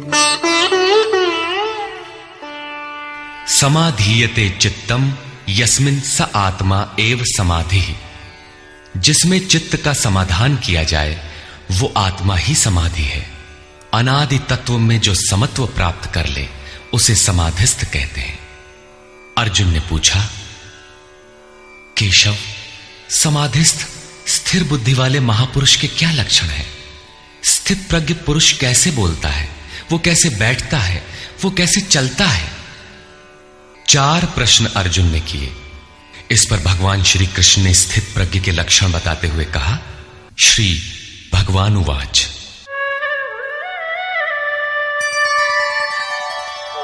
प्रजहाति यदा कामान् सर्वान् पार्थमनोगतान् आत्मन्येवात्मना तुष्टः स्थितप्रज्ञस्तदुच्यते। पार्थ, जब मनुष्य मन में स्थित संपूर्ण कामनाओं को त्याग देता है तब वो आत्मा से ही आत्मा में संतुष्ट हुआ स्थिर बुद्धि वाला कहा जाता है। कामनाओं के त्याग पर ही आत्मा का दिग्दर्शन होता है। ऐसा आत्माराम आत्मतृप्त महापुरुष ही स्थित प्रज्ञ है। दुःखेष्वनुद्विग्नमनाः सुखेषु विगतस्पृहः वीतरागभयक्रोधः स्थितधीर्मुनिरुच्यते। दैहिक, दैविक तथा भौतिक दुखों में जिसका मन उद्विग्न नहीं होता, सुखों की प्राप्ति में जिसकी स्पृहा दूर हो गई है तथा जिसके राग, भय और क्रोध नष्ट हो गए हैं, मननशीलता की चरम सीमा पर पहुंचा हुआ मुनि स्थित प्रज्ञ कहा जाता है। उसके अन्य लक्षण बताते हैं। यः सर्वत्रानभिस्नेहः तत्तत्प्राप्य शुभाशुभम् नाभिनन्दति न द्वेष्टि तस्य प्रज्ञा प्रतिष्ठिता। जो पुरुष सर्वत्र स्नेह रहित हुआ, शुभ अथवा अशुभ को प्राप्त होकर न तो प्रसन्न होता है और न द्वेष करता है, उसकी बुद्धि स्थिर है। शुभ वो है जो परमात्म स्वरूप में लगाता है, अशुभ वो है जो प्रकृति की ओर ले जाने वाला होता है।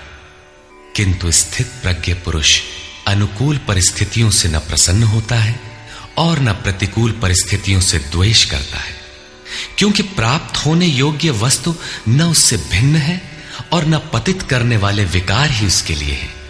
अर्थात अब साधन से उसका अपना कोई प्रयोजन नहीं रहा। ऐसा व्यक्ति स्थित प्रज्ञ कहा जाता है। यदा संहरते चायं कूर्मोऽङ्गानीव सर्वशः इन्द्रियाणीन्द्रियार्थेभ्यः तस्य प्रज्ञा प्रतिष्ठिता। जिस प्रकार कछुआ अपने अंगों को समेट लेता है, ठीक वैसे ही ये पुरुष जब सब ओर से अपने अंगों को समेट लेता है तब उसकी बुद्धि स्थिर होती है। खतरे को देखते ही कछुआ जिस प्रकार अपने सिर और पैर समेट लेता है, ठीक इसी प्रकार जो पुरुष विषयों में विचरती हुई इंद्रियों को सब ओर से समेटकर हृदय देश में निरोध कर लेता है, उस काल में उस पुरुष की बुद्धि स्थिर होती है। किंतु ये तो एक दृष्टांत मात्र है। खतरे का एहसास मिटते ही कछुआ तो अपने अंगों को पुनः फैला देता है। क्या इसी प्रकार स्थित प्रज्ञ महापुरुष भी विषयों में रस लेने लगता है? इस पर कहते हैं, विषया विनिवर्तन्ते निराहारस्य देहिनः रसवर्जं रसोऽप्यस्य परं दृष्ट्वा निवर्तते। इंद्रियों द्वारा विषयों को न ग्रहण करने वाले पुरुषों के विषय तो निवृत्त हो जाते हैं, क्योंकि वे ग्रहण ही नहीं करते, किंतु उनका राग नहीं निवृत्त होता, आसक्ति लगी रहती है। संपूर्ण इंद्रियों को विषयों से समेटने वाले निष्काम कर्मी का राग भी परम दृष्टवा, परम तत्व परमात्मा का साक्षात्कार करके निवृत्त हो जाता है। महापुरुष कछुए की तरह अपनी इंद्रियों को विषयों में नहीं फैलाता। एक बार जब इंद्रियां सिमट गईं तो संस्कार ही मिट जाते हैं, पुनः वे नहीं निकलते। निष्काम कर्मयोग के आचरण द्वारा परमात्मा के प्रत्यक्ष दर्शन के साथ उस पुरुष का विषयों से राग भी निवृत्त हो जाता है। प्रायः चिंतन पथ में हठ करते हैं। हठ से इंद्रियों को रोककर वे विषय से तो निवृत्त हो जाते हैं, किंतु मन में उनका चिंतन राग लगा रहता है। ये आसक्ति परम दृष्टवा परमात्मा का साक्षात्कार करने के बाद ही निवृत्त होती है, इसके पूर्व नहीं। पूज्य महाराज जी इस संबंध में अपनी एक घटना बताया करते थे। गृह त्याग से पूर्व उन्हें 3 बार आकाशवाणियां हुई थी। हमने पूछा, महाराज जी आपको आकाशवाणी क्यों हुई, हम लोगों को तो नहीं हुई? तब इस पर महाराज जी कहे, हो ई शंका मोहू के बही रही, अर्थात ये संदेह मुझे भी हुआ था। तब अनुभव में आया कि मैं 7 जन्म से लगातार साधु हूं। 4 जन्म तो केवल साधुओं सा वेश बनाए, तिलक लगाए, कहीं विभूति पोते, कहीं कमंडलु लिए विचरण कर रहा हूं। योग क्रिया की जानकारी नहीं थी, लेकिन पिछले 3 जन्म से बढ़िया साधु हूं, जैसा होना चाहिए। मुझ में योग क्रिया जागृत थी। पिछले जन्म में पार लग चला था, निवृत्ति हो चली थी, किंतु 2 इच्छाएं रह गई थी, एक तो स्त्री और दूसरी गांजा। अंतर मन में इच्छाएं थीं, किंतु बाहर से हमने शरीर को दृढ़ रखा। मन में वासना लगी थी, इसलिए जन्म लेना पड़ा। जन्म लेते ही भगवान ने थोड़े ही समय में सब दिखा सुनाकर निवृत्ति दिला दी। 2-3 चटकना दिया और साधु बना दिया। ठीक यही बात श्री कृष्ण कहते हैं कि इंद्रियों द्वारा विषयों को न ग्रहण करने वाले पुरुष के भी विषय तो निवृत्त हो जाते हैं, किंतु साधना द्वारा परम पुरुष परमात्मा का साक्षात्कार कर लेने पर वो विषयों के राग से भी निवृत्त हो जाता है। अतः जब तक साक्षात्कार न हो कर्म करना है। इंद्रियों को विषयों से समेटना कठिन है। इस पर प्रकाश डालते हैं, यततो ह्यपि कौन्तेय पुरुषस्य विपश्चितः इंद्रियाणि प्रमाथीनि हरन्ति प्रसभं मनः। कौन्तेय, प्रयत्न करने वाले मेधावी पुरुष की प्रमथनशील इंद्रियां उसके मन को बलात् हर लेती हैं, विचलित कर देती हैं। इसलिए तानि सर्वाणि संयम्य युक्त आसीत मत्परः वशे हि यस्येन्द्रियाणि तस्य प्रज्ञा प्रतिष्ठिता।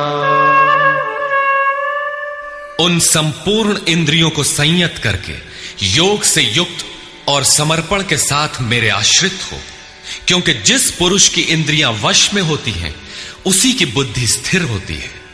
यहां योगेश्वर श्री कृष्ण साधन के निषेधात्मक अवयवों के साथ उसके विधेयात्मक पहलू पर जोर देते हैं। केवल संयम और निषेध से इंद्रियां वश में नहीं होती। समर्पण के साथ इष्ट चिंतन अनिवार्य है। इष्ट चिंतन के अभाव में विषय चिंतन होगा, जिसके कुपरिणाम श्री कृष्ण के ही शब्दों में देखें।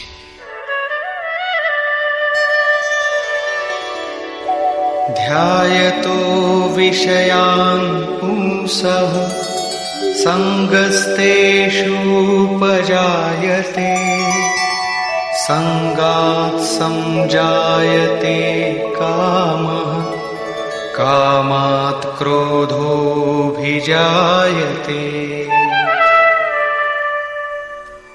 विषयों का चिंतन करने वाले पुरुष की उन विषयों में आसक्ति हो जाती है। आसक्ति से कामना उत्पन्न होती है।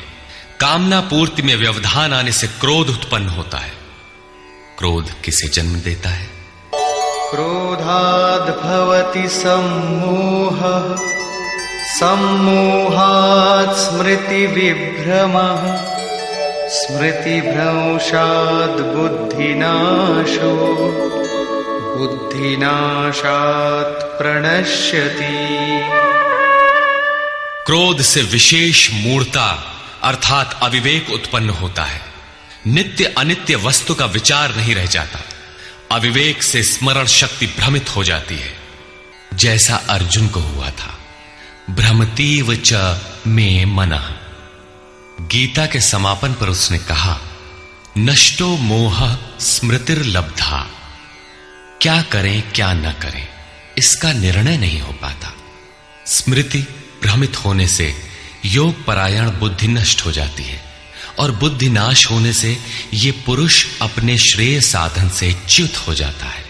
यहां श्री कृष्ण ने बल दिया है कि विषयों का चिंतन नहीं करना चाहिए। साधक को नाम रूप लीला और धाम में ही कहीं लगे रहना चाहिए। भजन में ढील देने पर मन विषयों में जाएगा। विषयों के चिंतन से आसक्ति हो जाती है। आसक्ति से उस विषय की कामना साधक के अंतर मन में होने लगती है। कामना की पूर्ति में व्यवधान होने पर क्रोध, क्रोध से अविवेक, अविवेक से स्मृति भ्रम और स्मृति भ्रम से बुद्धि नष्ट हो जाती है। निष्काम कर्म योग को बुद्धि योग कहा जाता है, क्योंकि बुद्धि स्तर पर इसमें विचार रखना चाहिए कि कामनाएं न आने पाए। फल है ही नहीं। कामना आने से यह बुद्धि योग नष्ट हो जाता है। साधन करिय विचारहीन मन शुद्ध होए नहीं तैसे। विचार आवश्यक है। विचार शून्य पुरुष श्रेय साधन से नीचे गिर जाता है। साधन क्रम टूट जाता है, सर्वथा नष्ट नहीं होता।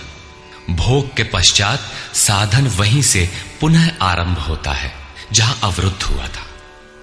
ये तो विषयाभिमुख साधक की गति है। स्वाधीन अंतःकरण वाला साधक किस गति को प्राप्त होता है? इस पर श्री कृष्ण कहते हैं, रागद्वेष वियुक्तैस्तु विषयानीन्द्रियैश्चरन् आत्मवश्यैर्विधेयात्मा प्रसादमधिगच्छति। आत्मा की विधि को प्राप्त प्रत्यक्षदर्शी महापुरुष राग द्वेष से रहित वश में की हुई अपनी इंद्रियों द्वारा विषयान चरण, विषयों में विचरता हुआ भी प्रसाद मधिगच्छति, अंतःकरण की निर्मलता को प्राप्त होता है। वो अपनी भाव दृष्टि में रहता है। महापुरुष के लिए विधि निषेध नहीं रह जाते। उसके लिए कहीं अशुभ नहीं रहता जिससे वो बचाव करे, तथा उसके लिए कोई शुभ शेष नहीं रह जाता जिसकी वो कामना करे।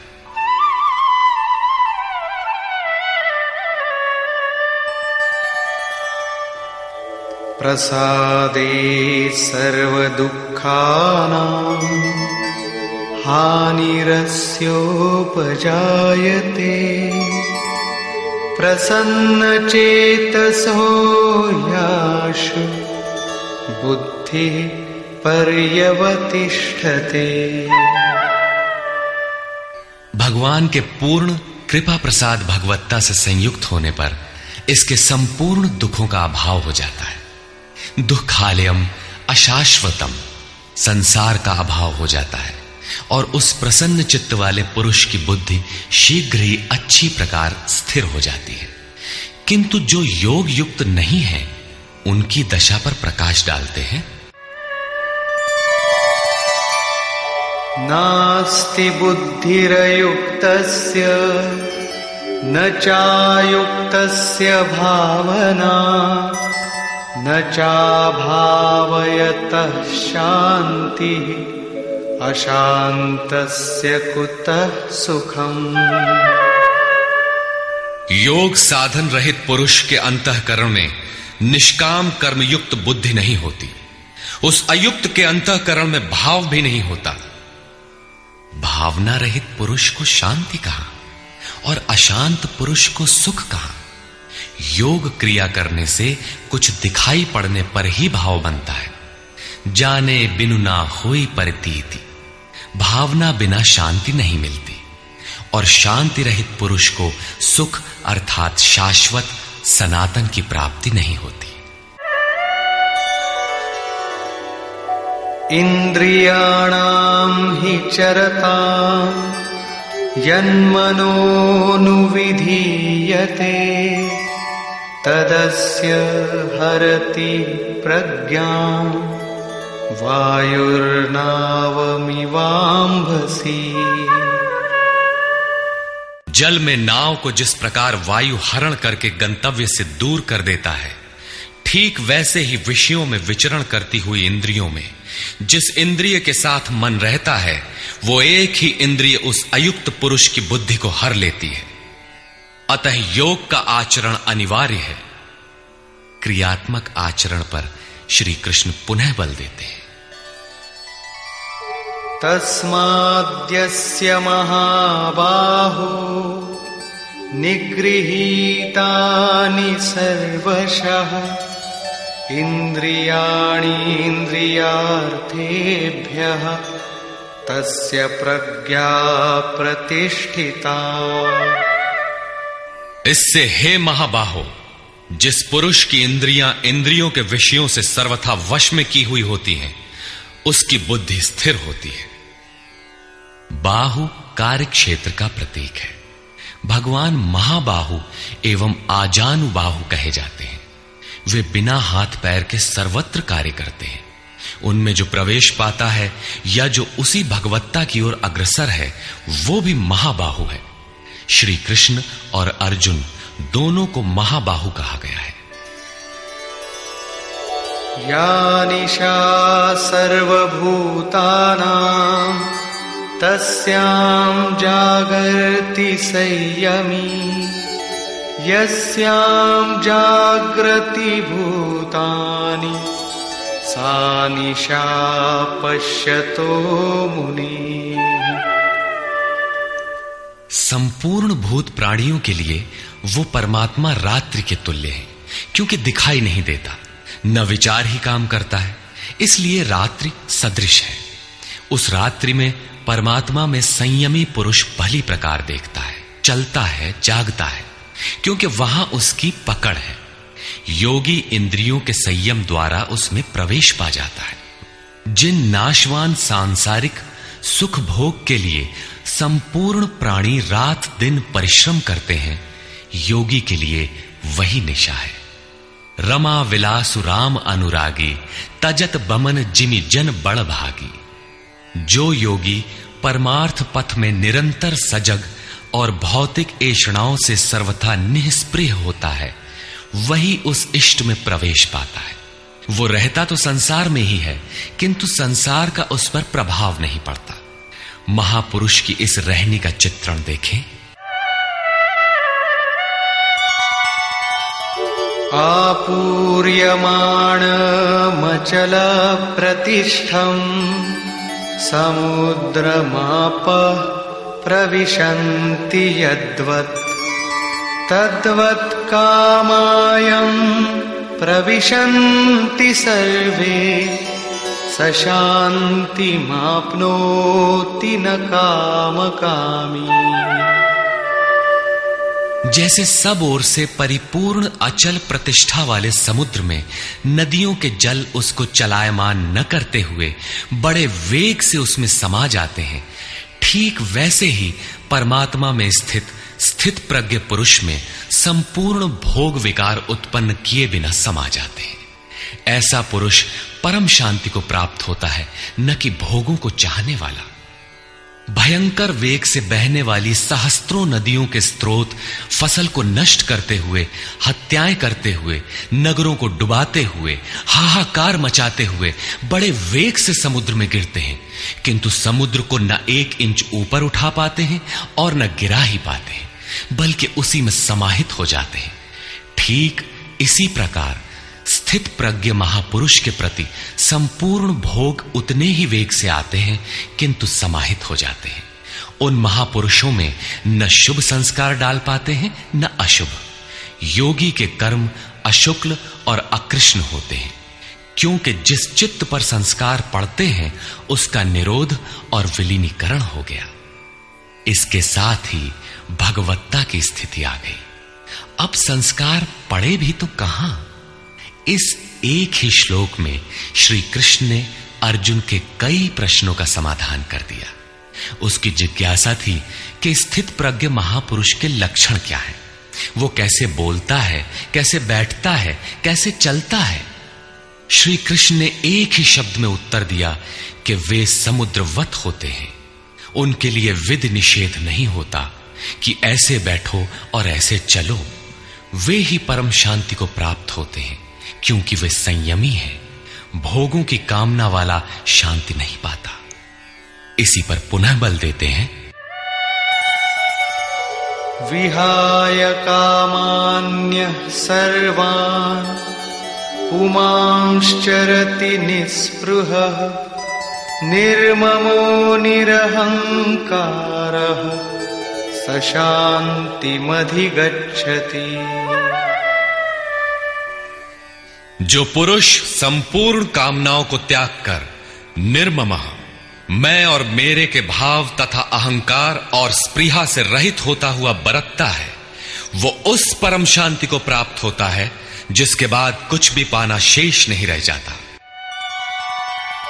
एषा ब्राह्मी स्थितिः पार्थ नैनां प्राप्य विमुह्यति स्थित्वा स्यामन्तकालेऽपि ब्रह्मनिर्वाणमृच्छति।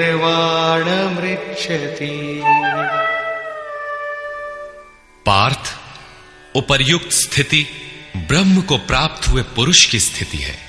समुद्रवत उन महापुरुषों में विषय नदियों की तरह समा जाते हैं। वे पूर्ण संयमी और प्रत्यक्षता परमात्मदर्शी हैं। केवल अहम ब्रह्मास्मि पढ़ लेने या रट लेने से यह स्थिति नहीं मिलती। साधन करके ही इस ब्रह्म की स्थिति को पाया जाता है। ऐसा महापुरुष ब्रह्म निष्ठा में स्थित रहते हुए शरीर के अंत काल में भी ब्रह्मानंद को ही प्राप्त होता है।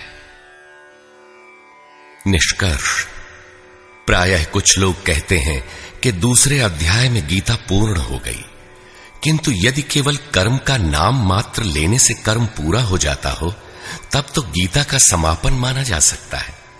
इस अध्याय में योगेश्वर श्री कृष्ण ने यही बताया कि अर्जुन, निष्काम कर्मयोग के विषय में सुन, जिसे जानकर तू संसार बंधन से छूट जाएगा।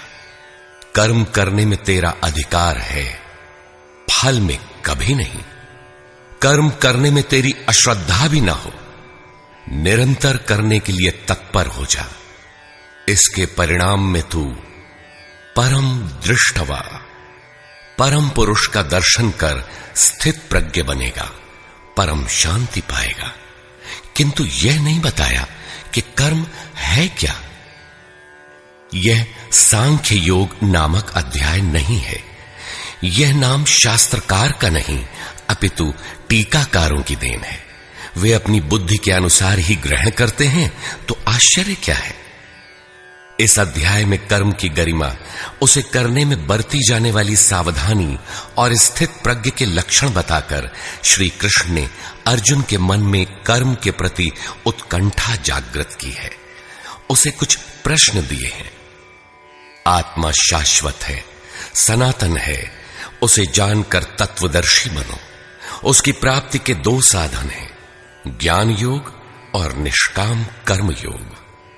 अपनी शक्ति को समझकर हानि लाभ का स्वयं निर्णय लेकर कर्म में प्रवृत्त होना ज्ञान मार्ग है, तथा इष्ट पर निर्भर होकर समर्पण के साथ उसी कर्म में प्रवृत्त होना निष्काम कर्म मार्ग या भक्ति मार्ग है।